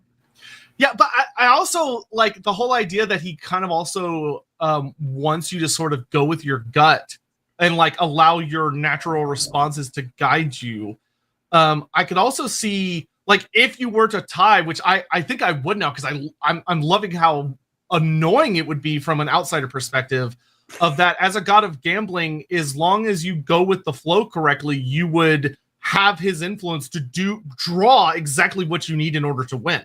Yeah, I also really like the real disconnect that other species would have when they observe a god that's related to honorable warfare, but also cheats at cards. Like, it doesn't make any sense. That's dishonorable to cheat at cards. Yeah, but why? Like, cards are just, what even are cards? Like, yeah, it's just the game. It's just a game, yeah. And I really like that it would cause like huge confusion, because in other species' concept of honor, those two things are like fundamental. You can't split them apart. If you cheat at cards, you're dishonorable, and if you treat a person badly, you're dishonorable. Whereas in Eldrazor's case, it's a question of personal honor. So some followers of Eldrazor wouldn't cheat at cards, but some would. Yeah, it's that Eldrazor encourages you to win at all costs, but that doesn't mean that you have to, like, you don't see like the Sisters of Slaughter using like guns or bombs. Like there is a very particular form of, they have their own implied rules that they follow. Of that, I'm not going to wear heavy armor. I'm going to wear armor that allows me to remain very light and on my feet. The idea that Eldrazor, there's that kind of, and once again, I think that ties well into showing a good example of elf mentality versus like a human's mentality. Where if you went to a human and you said, okay, there are no rules to this game, the human would look and go, okay, then nothing matters, because if there's no rules, how do I don't understand how this would be playable. And the elf goes, no. Yeah, the elf goes, no, there is a way to win and there's ways to play. And for our humans, we just wouldn't get it. Like, it would just be a fucking nightmare to try and figure out, because it's like, no, it has to be all very well defined. The elf's like, it is well defined, you just don't get it. Which would make anybody hate an elf, which is really funny to me. Any relationship between the Swordmasters of Hoeth and Eldrazor? So they're kind of opposites, because what the Swordmasters of Hoeth are is that they are swordsmen they're scholarly swordsmen. So they practice the blade, and it's all about memorizing a bunch of different stances. And when you strike this, you follow up with this strike, you follow up with this strike, you follow up with this strike. It's very much a scholarly pursuit, which Eldrazor does not encourage. Eldrazor encourages you to go with more of a natural flow state of embracing the moment. Live in the moment. Don't do all this prep time getting ready for it. Instead, embrace the situation you're in and just go.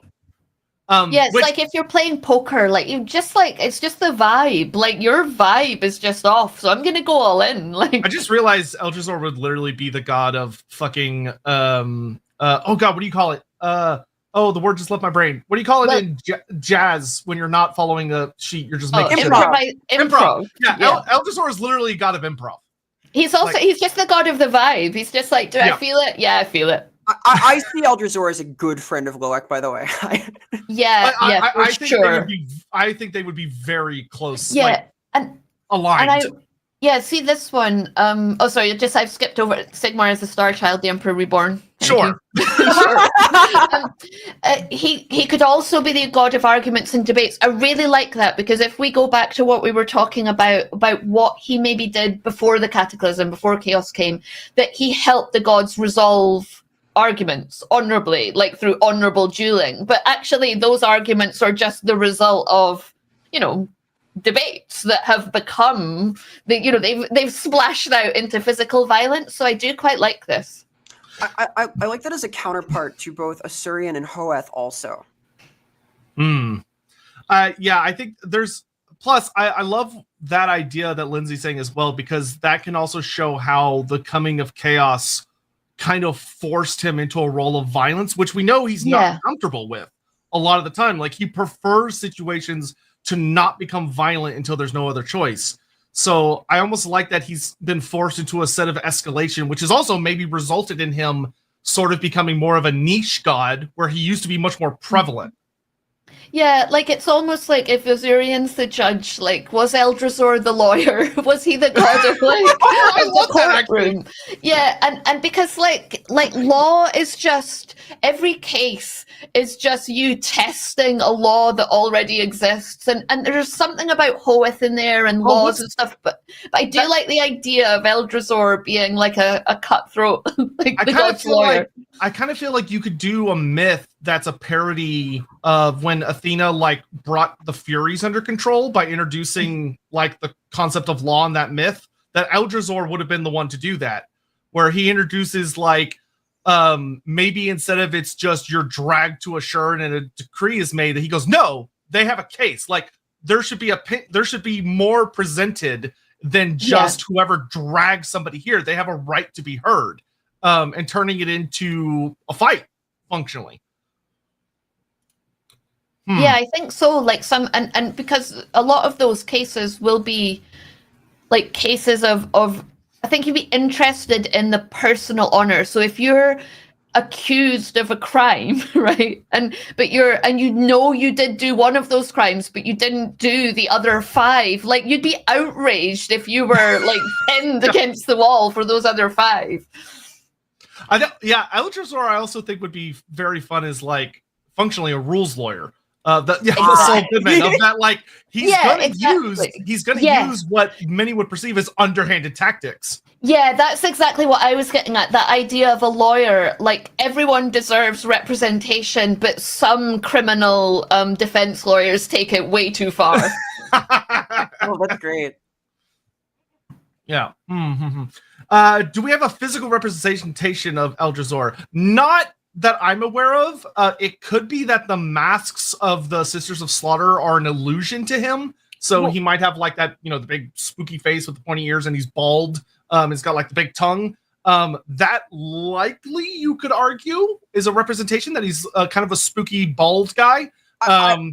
I think it's important to also acknowledge that the Sisters of Slaughter have sort of had their worship and the structure of it warped by Dark Elven society, right? Because they have to reify their own power with these battles in the arena, right? They have to go through these motions, doing sort of dishonorable things, and play all sorts of cognitive dissonance games with themselves to justify it. Like, arguably, the true. I bet he's bald. I'd be willing to say he's bald. That makes sense. But it would make sense for like a twisted visage of the god to show up in there, like, these are like horrible, grotesque masks, right?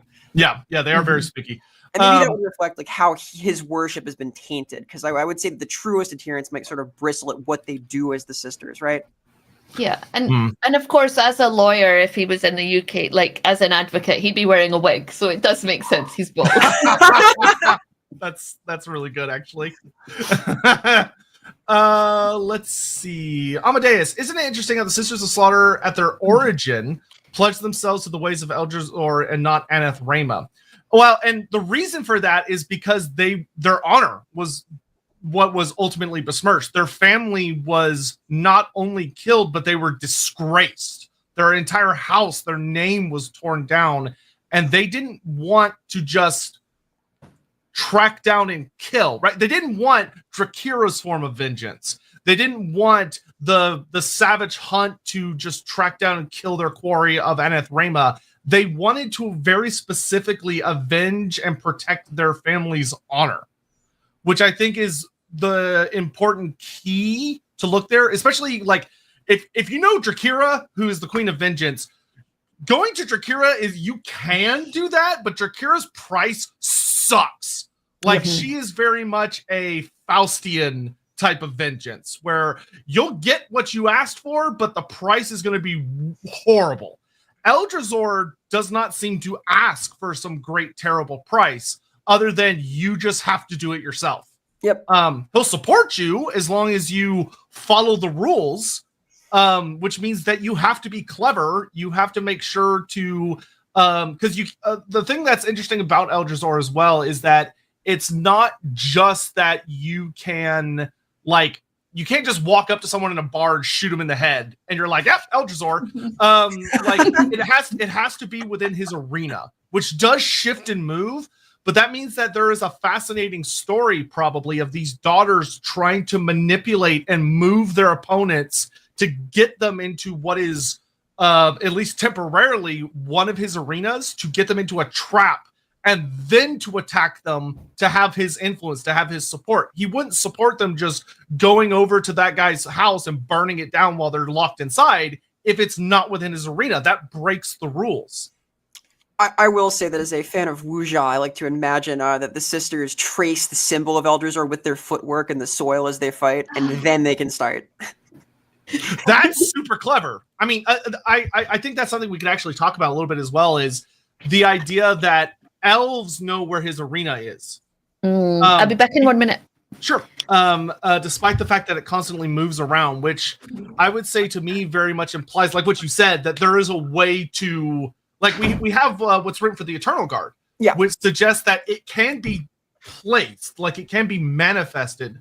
So the idea that his adherents would be very good at stealthily, you know, like drawing sigils in the ground as they're walking in a circle around you and you're not paying attention, then they're like, ambush, because suddenly the arena's been finished. Or some of the totems are quite simple too, like crossed daggers, crossed finger bones, like things that could be sourced mid-battle quite easily. Like there's, I think that it would be quite possible for them to stage these things rapidly, right?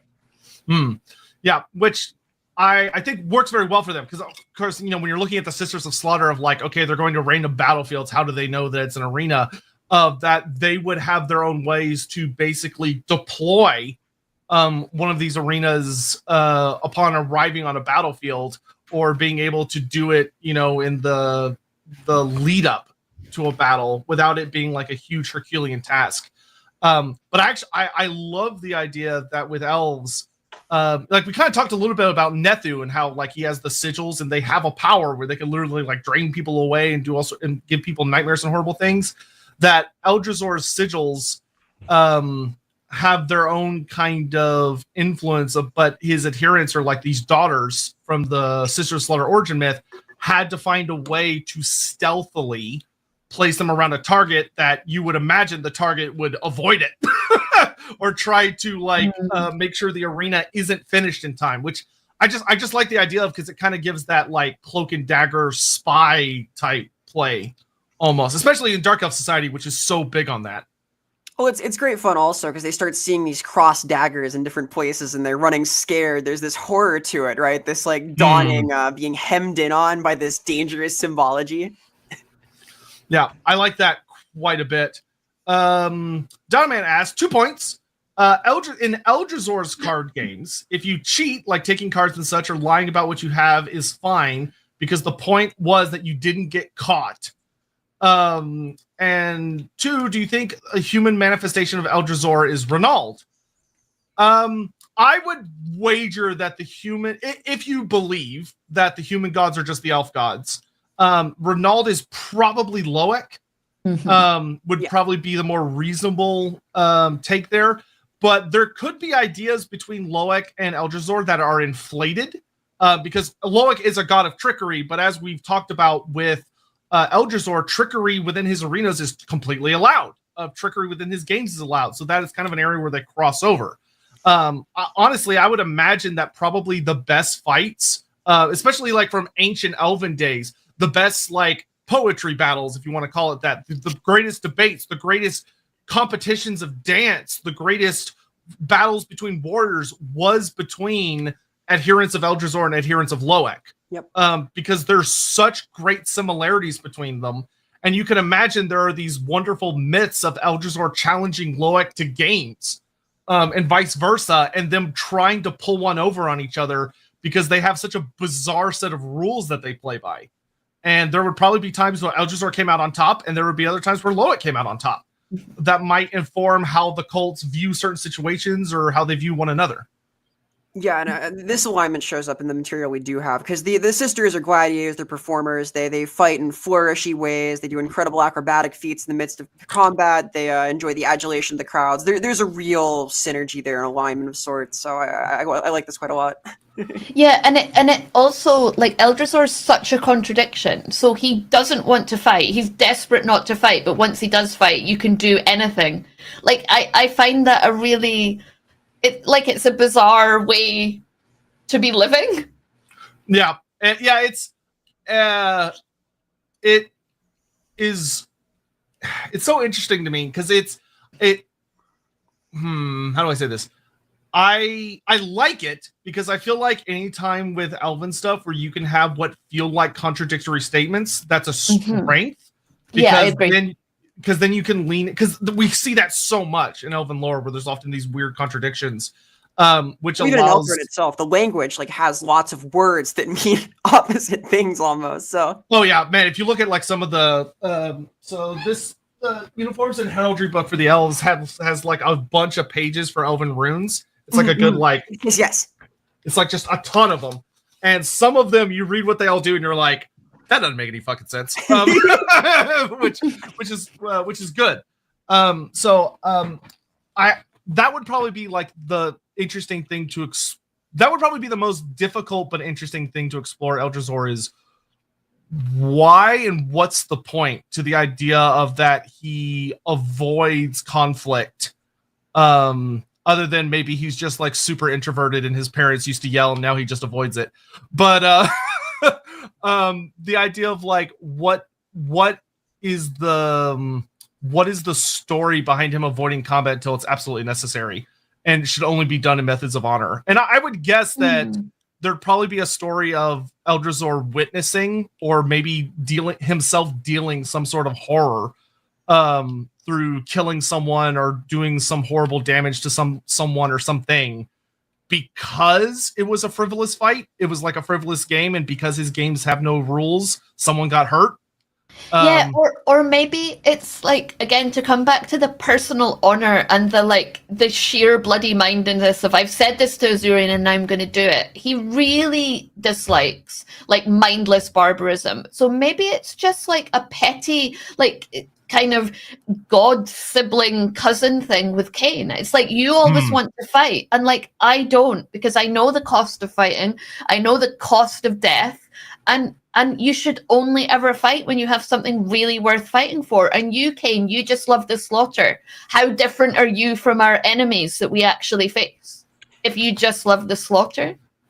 If we wanted to look for like a specific example of like senseless violence having great consequences, we could go to the world dragon being killed by Anath Raema. Oh, that's very true.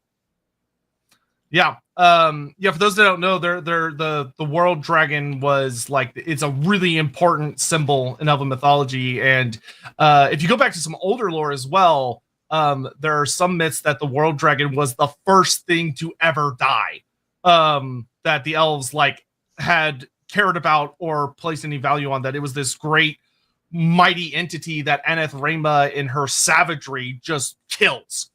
And for the elves, and the gods even, it's described as horrific. Its death was terrible.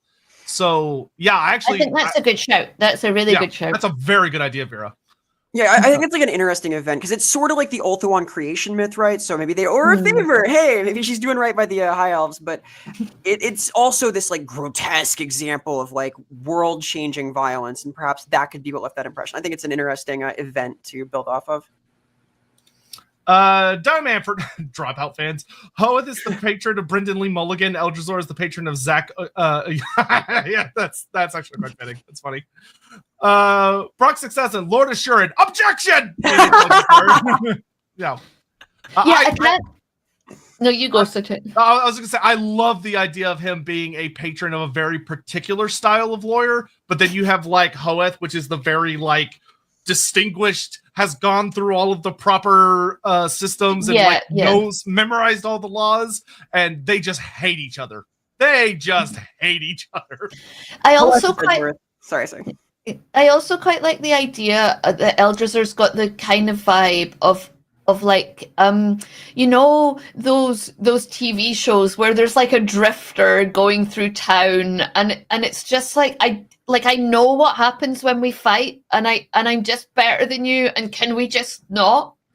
Yeah. They try to avoid the fight as long as possible throughout the movie, and the bad guys just keep doing more and more shit to piss them off until they finally are like, fine. They just kill everybody. Yeah, very much so. Someone who knows their own strengths and knows that they'll absolutely like destroy someone. Yeah, I think there absolutely could be something said of that Eldrazor could carry some form of godly trauma of a time that he did get involved and the cost was obscene. And he's like, no, not unless there's no other alternative. Yeah, but also like that drifter idea. It's also like when you watch those shows, like people they'll have like, it's like Gary Oldman in Slow Horses, right? So he just like, he doesn't care how he looks, he doesn't care what the other spies think of him, but he's really good at his job and he really cares for the people underneath him. But like a lot of people think that face is about how you look and looking sharp and looking smart, and actually like that guy knows face isn't about that. Face is about what like you see when you look in the mirror and how you measure up to yourself rather than just that appearance. I love that. That would be such a great way to have the elves so distinguished from like humans and dwarfs, is that the elf honor god is this kind of ugly, slovenly looking, or spooky in the sense like Sisters of Slaughter. Like he just does not look like this upstanding, put together figure, because it's not about that. It's not about the surface level form of honor. Yeah, it's not about vigil. Sorry, Vera. Go on, please. Yeah, it's not about what other people think of you, and appearance is all about that. It's about, you know, what you do, your actions matter, not how you look. Yeah, and the baldness plays into this like very nicely because hair is so important in Elven culture. It's like this, it's almost sacred. Yeah. That's a very good point. Yeah, I actually love that his baldness for elves would be like a woo. Yeah, shocking. Yeah, because that almost feels like he's making a statement too, which I really, really like. Because that, you know what? I will say that would be such a cool slap for why like high elves might not like him. Of the idea to be assured that he's very much like all that shininess, all of that, those gleaming, shining legions, that doesn't matter. It's about what you're doing. And having like almost I could see that like for the Asher, that almost being a source of like shame they don't talk about, which is why they don't like having him on the pantheon. Yeah, and it's also part of anything goes in his arena because he's quite happy to be underestimated. Because they will underestimate him time and time again. You stand him next to the Shining Host and they'll be like, Little Shlimmy. LAWhammer, he's drawing closer to Assuran's headsman, for once of a better word, who later would rebel against him. Yeah, one of the things I really enjoy about him is I think that it would have been really easy to say honor god. Oh, well, then he's one of the Kadai. He's a heavenly god. The idea that he's very clearly opposed to Khaine in a lot of really important things, but is in the same camp, I think helps make the underworld gods a lot more diverse and interesting. Yes. Instead of it just being like Khaine is big bad and everyone's kind of under him, which is not the case. One of the fun things about like the lore when you're reading about elf gods is that Arith Kial is actually often considered the most powerful of the underworld gods. But I very much like the idea that I think it's great to have him there because it gives the implication that Ashuran and the heavenly gods and what they have done from an elven perspective are dishonorable. There was something that happened that the honorable thing to do from an elven point of view was to turn against them. And I also love very much that the High Elves do not have the God of Honor on their side. Despite the fact that from a human perspective, we think of the High Elves as the most honorable elves. And the truth being that they're the least honorable elves, I think is fascinating. And there's a lot you could do with that. Well, the Druids have been saying this for ages. Yeah, absolutely. Let's see. Dr. Awesome says, any chance of Eldrazor influencing the Southern Realms? With the whole thing of like gladiator pits and gladiatorial combat and stuff, I would say it's certainly not impossible. What lore we have suggests that comes more from ogre culture, but I could see that there are ideas that have existed in those areas that maybe the ogre culture just took to an extreme, like the designs of the arenas and like bringing in like certain kinds of creatures and like how the ogres like view that the audience is supposed to be a part of the experience. That's very much maybe what the ogres brought to it.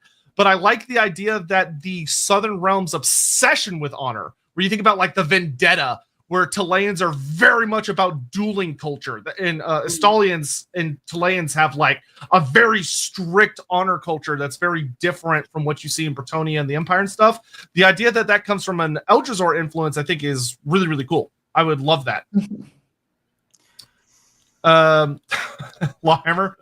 Or Andy says, maybe Eldrazor is now the equivalent of an elf drunk who's turned his back on his honorable previous job besides Ashuran, a bum who is literally better than everyone else in combat, but he hates engaging in it. Yeah, because he's a bum who goes around righting wrongs. Like, his arena moves round, he's a drifter, like, he just goes from honorable combat to honorable combat. He might intervene if, the stakes look really high and on the side of the underdog. He's your classic, case of the week drifter detective now. Yeah, I will say, I literally have this funny mental image of him just being some, drunk, poor loser that's living in a garbage dump, and Loec and him hang out in the garbage dump, getting drunk every once in a while to hang out, and then they both go their separate ways and go off to do shenanigans. Well, no wonder they get along. Loec's the god of revelry and drowning your sorrows, the god of justifying things, and also, who else has followers that shave at least part of their heads?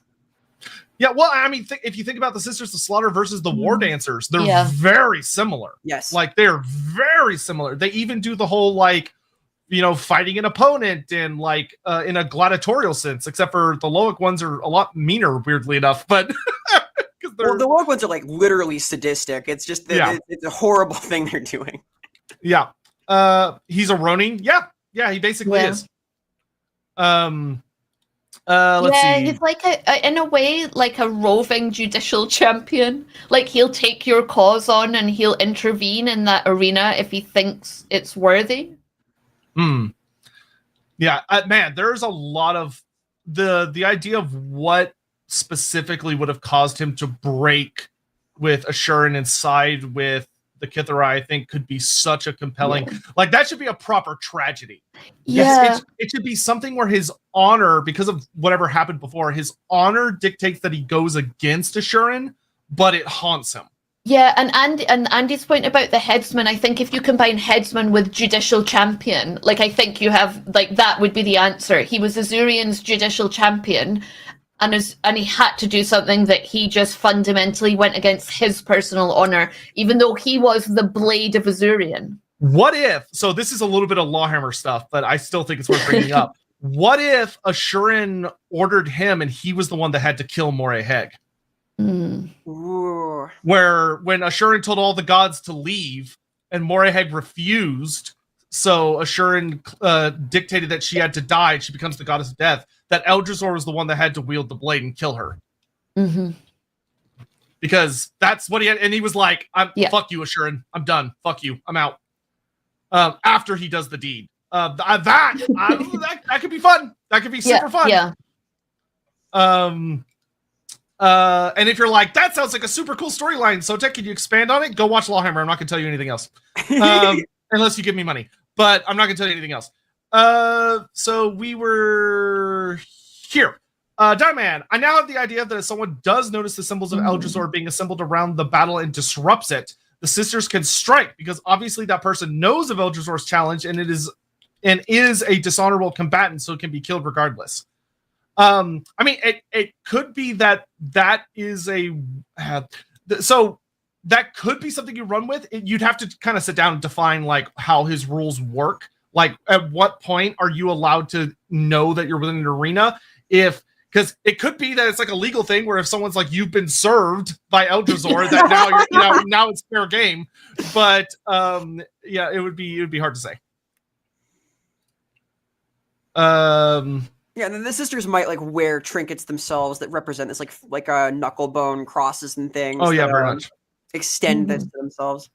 LAWhammer, and being bald is the equivalent of being slovenly. It's enough. He's probably beautiful and extremis. Probably.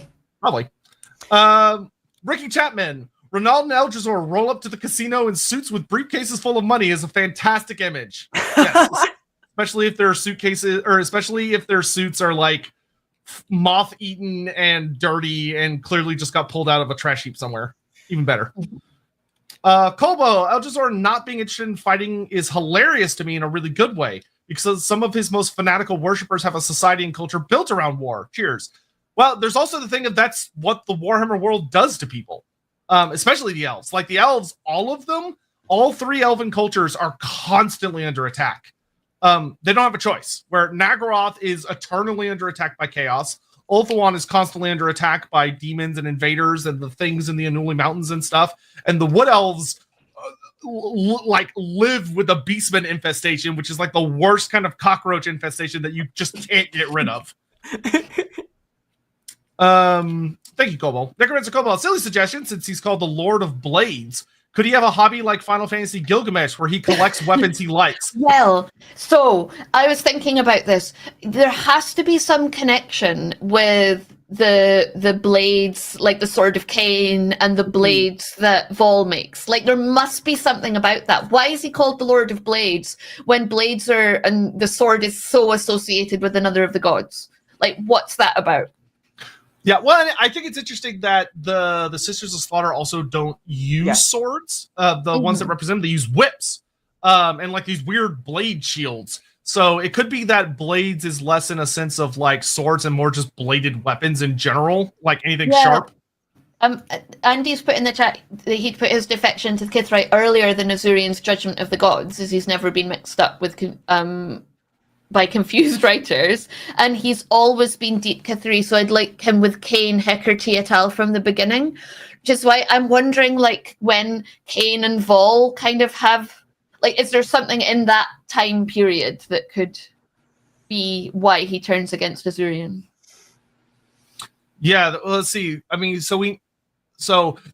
the sad thing about the War in Heaven from fantasy side is I would love for it to be like a full book that they publish that just has like different versions of the story. But instead it's like a motley collection of random notes in the army books, and then the end times just throwing a bunch of shit at the wall to see what sticks. But it's like the big moments would be like Khaine fighting Vol, because Vol's trying to protect Isha, and Vol gets crippled and chained to his anvil. You also have like Kurnos going out to fight Khaine, and Kurnos he fights valiantly, but he loses, which leads to the horrifically named and not detailed, but the rape of Isha, which is a very sad, bad story. It's like there's so many moments that could happen, but I also don't know the order they happen in, which makes it even more confusing. So it's hard to say. Mm-hmm. Yeah, I wonder, like, is there something about the Sword of Justice? If he's the judicial champion for Azurian and the Lord of Blades, is that because he wields blades of justice, and he picks the right weapon for each person whose justice, Azurian's justice, he serves upon? Maybe. I thought the Sword of Justice belongs to Hoeth. Isn't that his weapon? Sorry, I was using the Sword of Justice in like a metaphorical way. Oh, sorry. I thought we were talking about the literal one. Yeah, the literal one. Yeah, I mean, the thing about Eldrazor also that's kind of interesting, and also I think can help influence why he's Kithrai, is that because it's personal honor, it's not right or wrong. Oh, interesting. That's super interesting. So the idea that Hoeth now holds the sword, which was stolen by the Dark Gods, but Hoeth took it back. Yeah. So maybe it was Eldrazor's to begin with. Yeah, and then he lost it. Yeah. This is perhaps a little too much like English linguistics, but also the Lord of Blades is not the Lord of Swords. Yeah, The blade is unclad. It's got no trappings on it. It's not decorated. It is the functional part of the thing that can be used by an expert as such, but it is not easy to use. It's the tang of the thing, the length of the metal, right? Yeah. I mean, it could be. I almost like the idea that maybe he was associated with a particular blade, but then once he lost it, that led to that evolution of anything's fair game. Because since he no longer has his sword, he must use everything. Where it's no longer about just the sword of justice. You use pocket sand, you use bombs, you use knocking a tree over, you use getting in their head, you use everything you could possibly use to win. Because that could be an interesting evolution where maybe the very concept of honor among the elves had to evolve. It had, because Eldrazor had to evolve. Of the situation with chaos is so desperate that it has to, there was something had to give, and maybe a part of Eldrazor gave. Which once again could explain his role among the underworld gods. I don't know, hard to say. Where were we? Yeah, where did we get to in the... Here, Dr. Awesome. Only elf with a 4 o'clock shadow and a slight gut. It's why the ogres are probably like him. He's really just the one true ogre god before the Great Maw. Everyone just thought he was an elf god and he got lost. Just the elf eater god. Morning to Crescent. What fun is a fair fight if you always win? Yeah, there's something there. Diamond. So I don't think the biggest contradiction for Eldrazor is fight only when needed, but if you must fight, do whatever you can to win.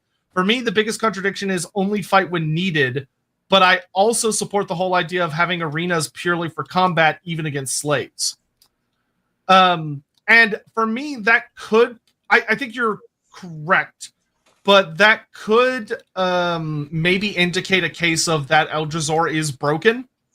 A part of him is broken, that what is left of him that survived from the fight against the Chaos Gods and the breaking of the Elf Pantheon and all of this stuff, that his brokenness is that he now allows for arenas for things that are for entertainment, as opposed for, because there is a personal honor in being able to go into a fight and show off, but it could be that the way the Dark Elves embrace him, which we kind of talked about, may not necessarily be like if you were from an elf. So like before the Sundering, before all that shit happened, that an elf in the ancient times would look at the modern followers of Eldrazor and say, this is wrong. This is not what Eldrazor is supposed to be about. He's supposed to be about something else. But maybe he got broken. Because a lot of gods are. There are a lot of gods that have their domains have shifted in unpleasant ways because they got fucked up. Yeah, and Dark Elven society is a little twisted. I think it's reasonable to think that the primacy of Khaine and the emphasis on violence and suffering there has caused some drift. And there are a good few like adherents of certain deities in Dark Elven society that are, I would say, not really great examples or adherents of their god's will. Like the Beastmasters don't really conduct themselves as Anath Raema might. They are doing the savage hunt by proxy. They are not getting their hands dirty. They have tortured little minions they send out. So that also, I think, is kind of a twisting of the actual message of the god, and yet they're sort of who has primacy as their worshippers in that society. Let's see. We were here. Just to clarify, what exactly caused the war in heaven, or do we not know? I've heard it occurred after Assuran's decree that the gods won't enter the material realm. So the only thing that I recall from the end times talking about it, because the end times goes more into death, but it's also very, very messy, is that Khaine basically went off the railing. Khaine kind of went nuts and started basically becoming a very domineering, cruel force. And it started escalating and escalating until it got so bad that Assuran actually had to get up off his throne and get involved. And he ends up fighting and then defeating Khaine. But the exact, like, causing incident, I don't actually know off the top of my head, because the only thing I remember, I want to say the end time says it was that Khaine fell in love with Isha, despite the fact that she was married to Kurnos and she wanted nothing to do with him, and he goes after her because he says, no, I want her to belong to me, which is known as the rape of Isha, and because that's where he fights Vol, and then he also fights Kurnos and he beats both of them. And he takes Isha for himself, despite the fact that Hakardi and Athardi both want his attention, and it causes like a whole fucking thing. Because when you go after Isha, you're messing with forces, and it causes like a whole thing. But take it with a little bit of a grain of salt. I'd have to reread End Times Khaine, because it does talk about it, but it's weird. It's a really weird story. Yeah, and it kind of like 40k and Withrip get a bit mixed up in their early Eldari Elven mythology. I wonder though, for sure Khaine crippled Vol, right? Crippled and blinded Vol. Yes. So I wonder if there's something around that, like what Eldrazor's involvement with that would have been. Yeah, let's see. Andy says that behind the scenes for the Elf book back in 2nd edition, the Cataclysm causes the Warhammer War in Heaven, not the 40k story. So the Cataclysm is what sets it off. Yeah. I'd say it's hard to point out, but for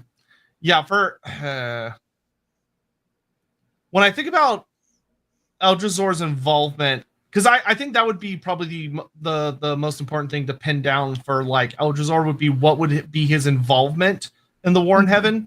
So like when like you have this big thing spreading out. I mean, we know that we have that big duel between Vol and Khaine, and I wonder if Eldrazor oversaw it. And of course it results in Vol not losing, but being horribly crippled, mangled, blinded, like literally having his eyes put out, and then Khaine enslaving him. Yeah, well, that's what I was kind of wondering, because and then forcing him to forge all those weapons. Yeah. Which Vol ends up turning into the 100 Blades of Khaine, which Khaine doesn't fall for, and punishes him more, and then he ends up producing the Widowmaker. And I think that would probably make the most sense for Eldrazor's involvement, of like Vol challenges Khaine in that kind of honor, like that duel of honor, in order to defend Isha's honor, in order to defend Isha. And that leads to the two of them going at it. And what's interesting is that with Eldrazor ending up on Khaine's side of the pantheon, of wondering if Eldrazor looks at the situation as terrible as it is, it was fair. Like Vol lost fairly. Yeah. Like he lost within the arena. Khaine did what he wanted with him, and that when Assuran ultimately gets involved, I wonder if that's where Eldrazor looks at Assuran and says, "You're supposed to be impartial. Like you're supposed to be the judge that stays out of it, but now you're getting directly involved. You're forsaking your duty. You're not supposed to do this." Yeah, I could see an angered Vol perhaps having agreed to terms that were dangerous prior to the battle beginning, right? Yeah. Yeah. Well, and Vol thinking, I can forge weapons that'll allow me to take Khaine on, and unfortunately Vol was not correct. The poor old Vol. He was trying to be a good uncle. Yeah, I don't know. That's interesting. So, LAWhammer, so Eldrazor's blade, the Shadow Blade, the Sword of Judgment, given to the gods by Tlongsla the Old One.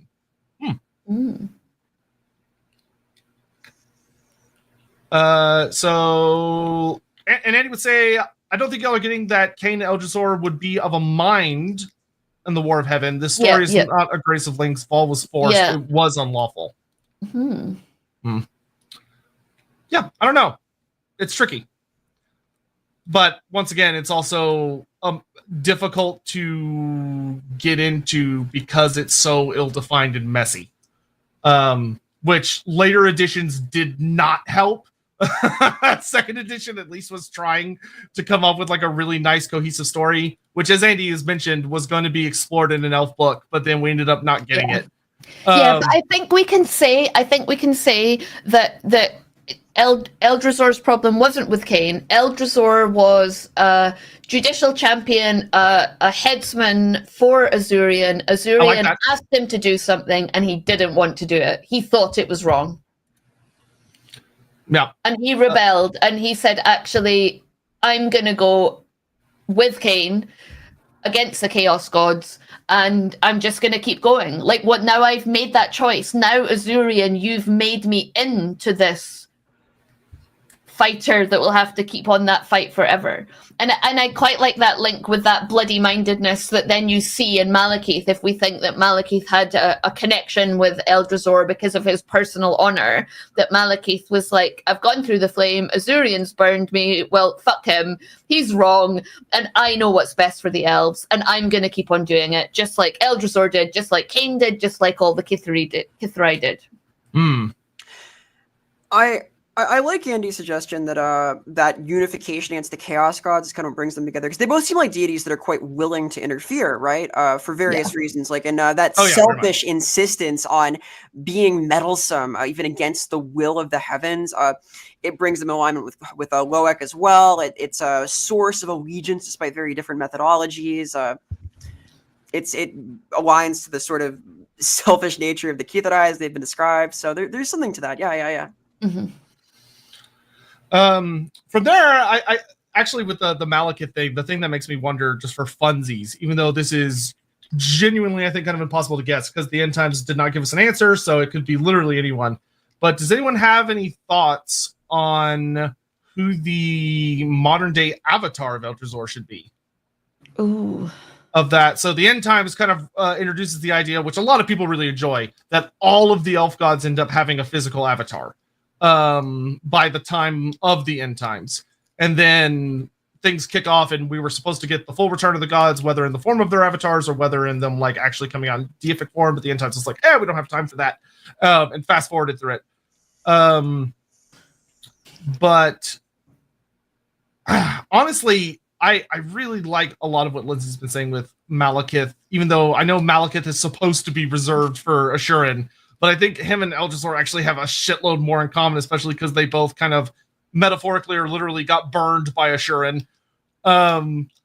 But yeah, I wonder though if there's not someone. So I think that for me, it was probably like Malekith favored Eldrazor back in the day, right? But I wonder whether, like, is there an elf that goes about that gets into duels more than, like, because Malekith isn't known for that. Like, he doesn't get into personal one-on-one fights with people. He just literally pours iron writs down their throat. Yeah. What about actually?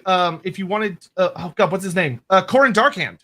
The Malekith's big bad bodyguard, who's also like, he literally protected Malekith's honor as the Phoenix King for hundreds of years when Malekith was gone in the realm of chaos when he got zapped by Teclis. And he literally is the executioner's blade of the Witch King.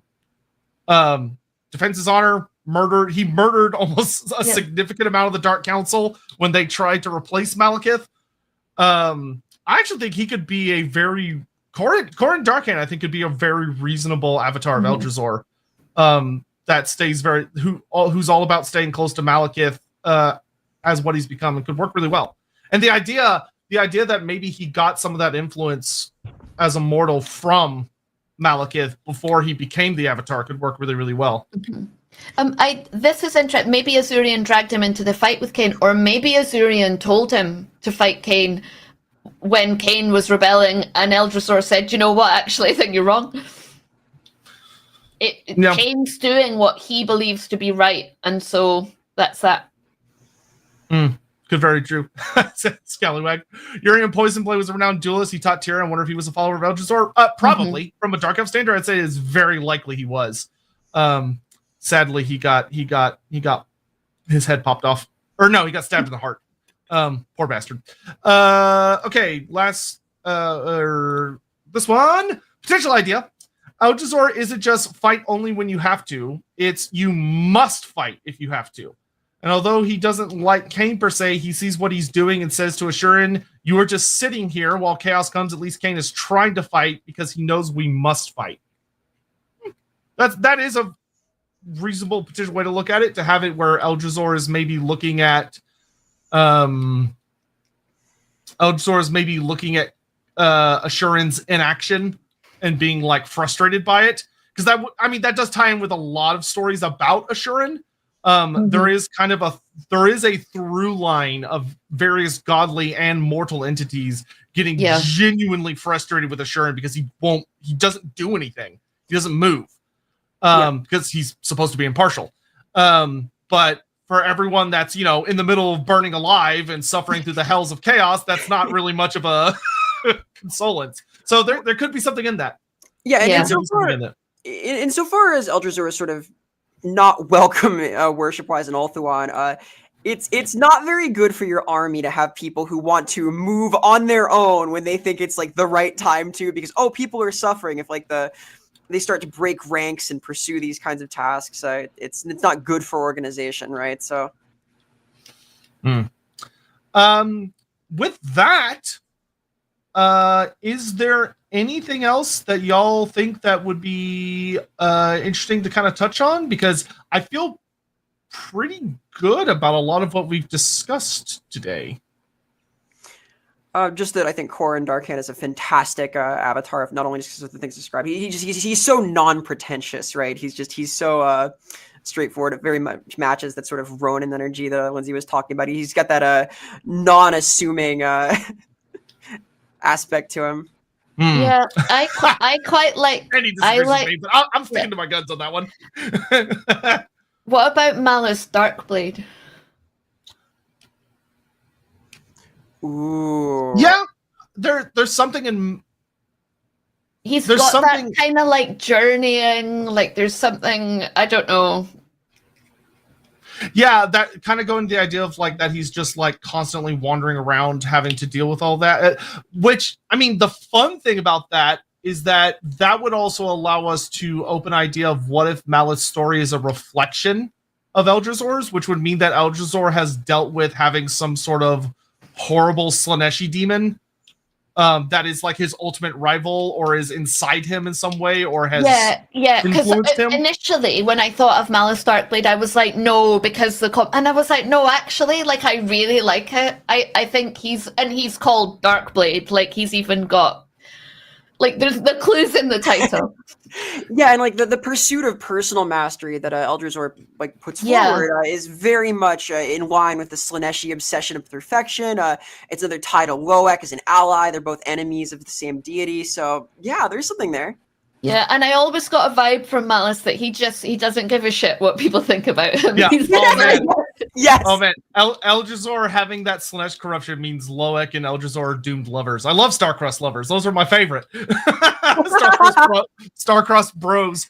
I actually think there's a lot there that could work, and that would give Malice an actual good in-time storyline, which sadly he didn't get. Yeah. He just sort of gets popped, poor bastard. But no, yeah, there's a lot there. I think that ties into a lot of what we've discussed with him. I also like that, like he has that like pursuit of all of these different artifacts because he's so obsessed with trying to basically regain his honor, regain his independence as an elf, that he goes to these horrific, drastic lengths using anything and everything. Like he doesn't follow any rules. He literally just cheats his way through fucking everything that he possibly can. I think there's a lot of strength there. He's a bit of a maverick for me, Malice Darkblade, and just a bit like of a law unto himself, and I think it would fit. Yeah, and if we're having Malekith as kind of that Assuran figure, that also gives us a better representation of the Eldrazor Assuran relationship of Malice to Malekith. Where Malice, is supposed to work for him, but fucking hates Malekith. Yeah, and Corrin is like truly subservient, so. Bloombull, thank you very much. If Assuran is the judge, Bloomblay, sure. We could have Hoeth and Eldrazor taking role of prosecutor and defense lawyer. Once during a trial, Assuran gave an unfair judgment against Eldrazor's side for political reasons, even though Eldrazor was clearly the winning side, or we'll say the right side. And from that day, Eldrazor breaks ties with Assuran, and the one Eldrazor defended could be someone close to him, hence the visceral reaction. Yeah, that could be one of the things that I would have loved to get more about Assuran, that we don't for obvious reasons of that, like they don't have the page space and time to waste on it, it would have been really nice to see Assuran having given various decrees according to Elven myth, not just the gods aren't allowed to come to the physical world, but like, what are some of the other things he weighed in on? Because then that could actually help us paint an image of what are the things that Assuran seems to value, what are the things that he protects, what are the things that he's willing to weigh against. Sadly, we don't get that, but if we had that, then that would potentially be a way that we could explore Eldrazor through that. Yeah, although because we don't, I think it has to be simpler. I think it makes sense with the story because he goes with Khaine to just say the judgment against Khaine and Khaine's law was what Eldrazor didn't like. Yeah. I mean, I can't help myself. Elves are political and messy as fuck. I like their gods to be political and messy as fuck. Donoman, could it be Eltharion the Grim as the personal champion because of his quest for vengeance against the orcs? Did you get my super chat about Inui before? I didn't. I'll look back and grab it. Thank you for calling my attention to it. Eltharion the Grim. Eltharion is an interesting one. I think his obsession with vengeance makes him a little more leaned into other gods. Like Eltharion is less about I'm going to renew my honor by going after Grom the Paunch, and is more so brutally bitter to the point that other elves find him deeply uncomfortable to be around, and he's considered assassinating other high elves. There's a nasty short story about him trying to assassinate like a theater performer because he just doesn't like him and doesn't want him to talk about what happened back with Grom. Because I would say he's a little almost, I think, on the Drakira or I definitely think that he's Kithari coded as a high elf, but I think for sure. I think he's so fucked up that he doesn't really fall into Eldrazor's camp. Yeah, I'm not sure. I think he could, because I think it's the personal honor bit for his personal honor and for him to do what he should have done. Like, I do think there's something there about the obsession that chimes with Eldrazor. Yeah, I mean, it's definitely an argument that could be made. Yeah, for sure. Did you find? I found A1, which is not the one I think he was talking about, because it says Eldrazor seeing that moment, it was revealed that it was Alex Jones' lawyers that accidentally handed over all the evidence. That's my shit. Yeah, fucking Alex Jones. Ugh. So I found that one, which I didn't realize I had missed. And Donovan, feel free to just type the comment again. You don't have to super chat it. Just type it. And I'll grab it. But yeah, I mean, I definitely think that's a way you could go with. Funny enough, I think if Eltharion had ended up becoming Eltharion the Blind, I think that version of his story would have worked really well with Eldrazor potentially. But that's not the version, but that version got retconned out, despite the fact that it was a baller story, which makes me super sad. But is that when he was the blind warden of Tor of Rest, but now he's not blind? Well, yeah, I don't think he keeps the ward in position after he goes blind, because it was that he goes up to Nagaryth to fight Malekith at Torrenlek, and he just gets rocked. Like he just gets his ass kicked, and Malekith tortures him and sends him home in a box. If he had been blind still, and that would have been really good for Eldrazor because of that, like fighting with your feelings and instinct. That would have been perfect. Yeah, so Eltharion the Blind would have been perfect, but sadly he no longer exists. Dynaman says, it's very early in the stream. Basically, do only older high elves suffer from Annoy, or does it affect Azrai and Druki too? If it's just high elves, could that be because of their connection with the gods who are more reserved and detached overall? So what I would say that if you want to get technical, I would believe that it should affect all elves that get really, really old, and there are things that they need to do to ward against it. But you definitely see it more with the high elves. So you could say that the high elves are perhaps more susceptible to it because of what you said. I do agree that the heavenly gods seem not as good about warding against Inui.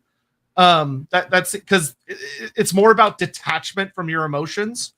Yeah, I think like the ennui that they have is because of the life that they live in Azur. I think the Druki, how could you suffer from ennui when you're constantly fighting to survive? Like it would be a very different dark feeling that you would have. It wouldn't be that one, I think. And for the Azrai, again, what they get lost in is they get lost in the woods, right? They get lost in something else. So I think each apart from the Lorelorny elves, because of course we're fine all the time. Absolutely. Just like all good. I think each of the elven cultures like have an emotional state that they can get into that causes them harm and stops them doing what they want to do, but it's different for each one. Ennui is like one side of the coin, right? You have this sort of dark madness in the other, and I think the Druki tend towards that more easily. They get lost in this depraved sadism, and that can be aligned with Khaine, but it can also not be. Whereas the wood elves, the Azrai at least, are more prone to like losing themselves in the forest through their soul bonds and becoming diffuse into that. Yeah, I like. Yeah, so I would say it's very much it works really well as a high elf, more of a high elf problem. Like you could probably find it in other elven cultures, but it's much more rare. It'd be a factor for all elves. Like it's a possible thing, but it's a different situation. So. Peristo, how much do I have to donate to get Sotek to pronounce? Just because of your comment, I'm gonna pronounce it Inui. There you go. It's now Inui, just for you, just for you for the remainder of the stream. Andy says, Eltharion the Blind, who then becomes a drunk, I assume that was supposed to say, that wanders the world, righting wrongs as he perceives them. It's perfect in a way that surprises me. Yep, that's a story that should have happened, but they were like, no, bring back. It's so weird looking back on it because they made a cool mini of Eltharion the Blind and everything. I don't know why they were like, no, get rid of him. But whatever. Anyway, so. Unless anyone's got anything else, I think we're pretty good, honestly. I'll give the chat a moment while I'm gonna post some links in chat. If you haven't already, please, for all that is good and wonderful on this earth, go follow Vera on well, not just Twitch, but specifically on Twitch, but also find her over on YouTube and Twitter and all those places. I'll have all those links down below and stuff. And then also the same with Lindsay and the supporting LAWhammer and all the stuff that they do. We're almost in the outro. I'm just using an excuse to post more links real quick. Dalaman, an interesting potential elven story on one of the colonies away from the old world, so not involved in the War of the Beard. One of the colonies refused to join the Aesir after the Sundering, and then was forced to join them afterwards due to the naval invasion. Yep, I mean that is something you can definitely run with. It would be a very niche story, but it's one you could definitely do. So, man, this is where I really wish Andy was here because Andy's great at doing outros, and I never have to do them. So I'm also not practicing to get better at them. I know. I was like, Andy does an outro summary. I'm gonna have to do it, and then I'm like, but I don't know how he does it so well. He's magic. His brain is really just something special. So I'm gonna give a really shitty one that's gonna have Andy going no in the comments, and he just has to deal with it. So Eldrazor, the Lord of Blades, in the full printed canon, a god that indulges in gladiatorial combat, and although eschews violence and prefers to avoid it unless necessary, when it becomes necessary, mostly due to matters of honor, you should fight with everything at your disposal. There are no rules. Everything is allowed. So long as it is within one of his arenas and he believes you should only do it in defense of your honor. He is very, very worshipped and represented by the Sisters of Slaughter in the Warhammer tabletop game, but also is noted to be very well revered by many groups of the Eternal Guard, who prop up various shrines to him throughout Athel-Loren, and the High Elves just seem to kind of ignore him for the most part. Being one of the Kithra and the Underworld gods, that led us to our stream where we talked a lot about things that he could be, such as his concept not just referring to battles of weapon and blood and death, but also battles of words in the sense of arguments and debates, political discussion, trial cases, of Eldrazor being the great defense attorney that protects you against the judgment of Ashurin and the prosecution of Hoeth, the ultimate rules writer. The idea that perhaps he is a god that favors games, and his arenas just aren't just for death. That is just the Dark Elves taking it to its most ultimate hardcore edgy conclusion. But his arenas also existed for things of games, of races, wrestling, games not just for adults, but for children as well. And that the elves have a very unique perspective on honor.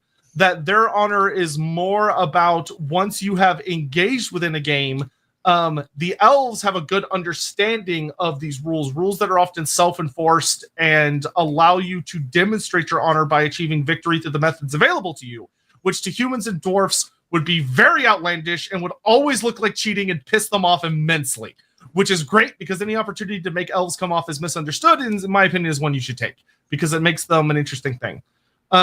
Despite this, we also have a god that comes off very contradictory of a sense that he is, as far as we know within the setting, often revered through acts of violence, despite the fact that he seems to find it distasteful in most circumstances, which is good because elven contradictions are always a plus. But we also have notes that despite being a god of violence, but that's not like Khaine because he doesn't like it just happening. It has to be within a certain set of context.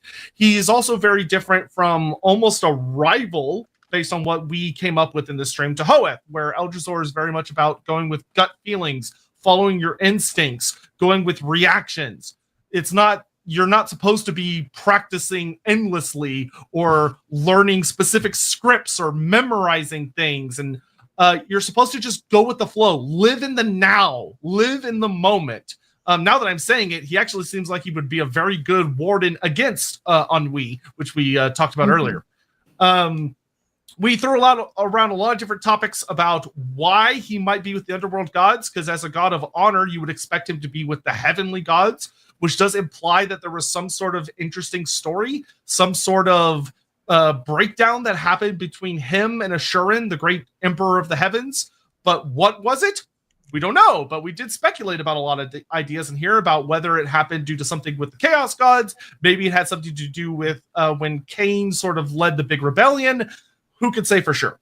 But we did talk about ideas that he might have been the original wielder of the Sword of Judgment, which was given by the Old One, Tlongsla, according to legend, to a god, maybe in this case Eldrazor, but then for some reason Eldrazor lost it, or it was taken from him, and it was later stolen by the Dark Gods, who then had it stolen back from them by Hoeth, which implies a really interesting story, and once again, kind of props up that Eldrazor-Hoeth rivalry, who are both on opposite sides of the pantheon, with Hoeth being over with the heavenly gods and Eldrazor being on the underworld gods. So there's something there, but it's hard to say what.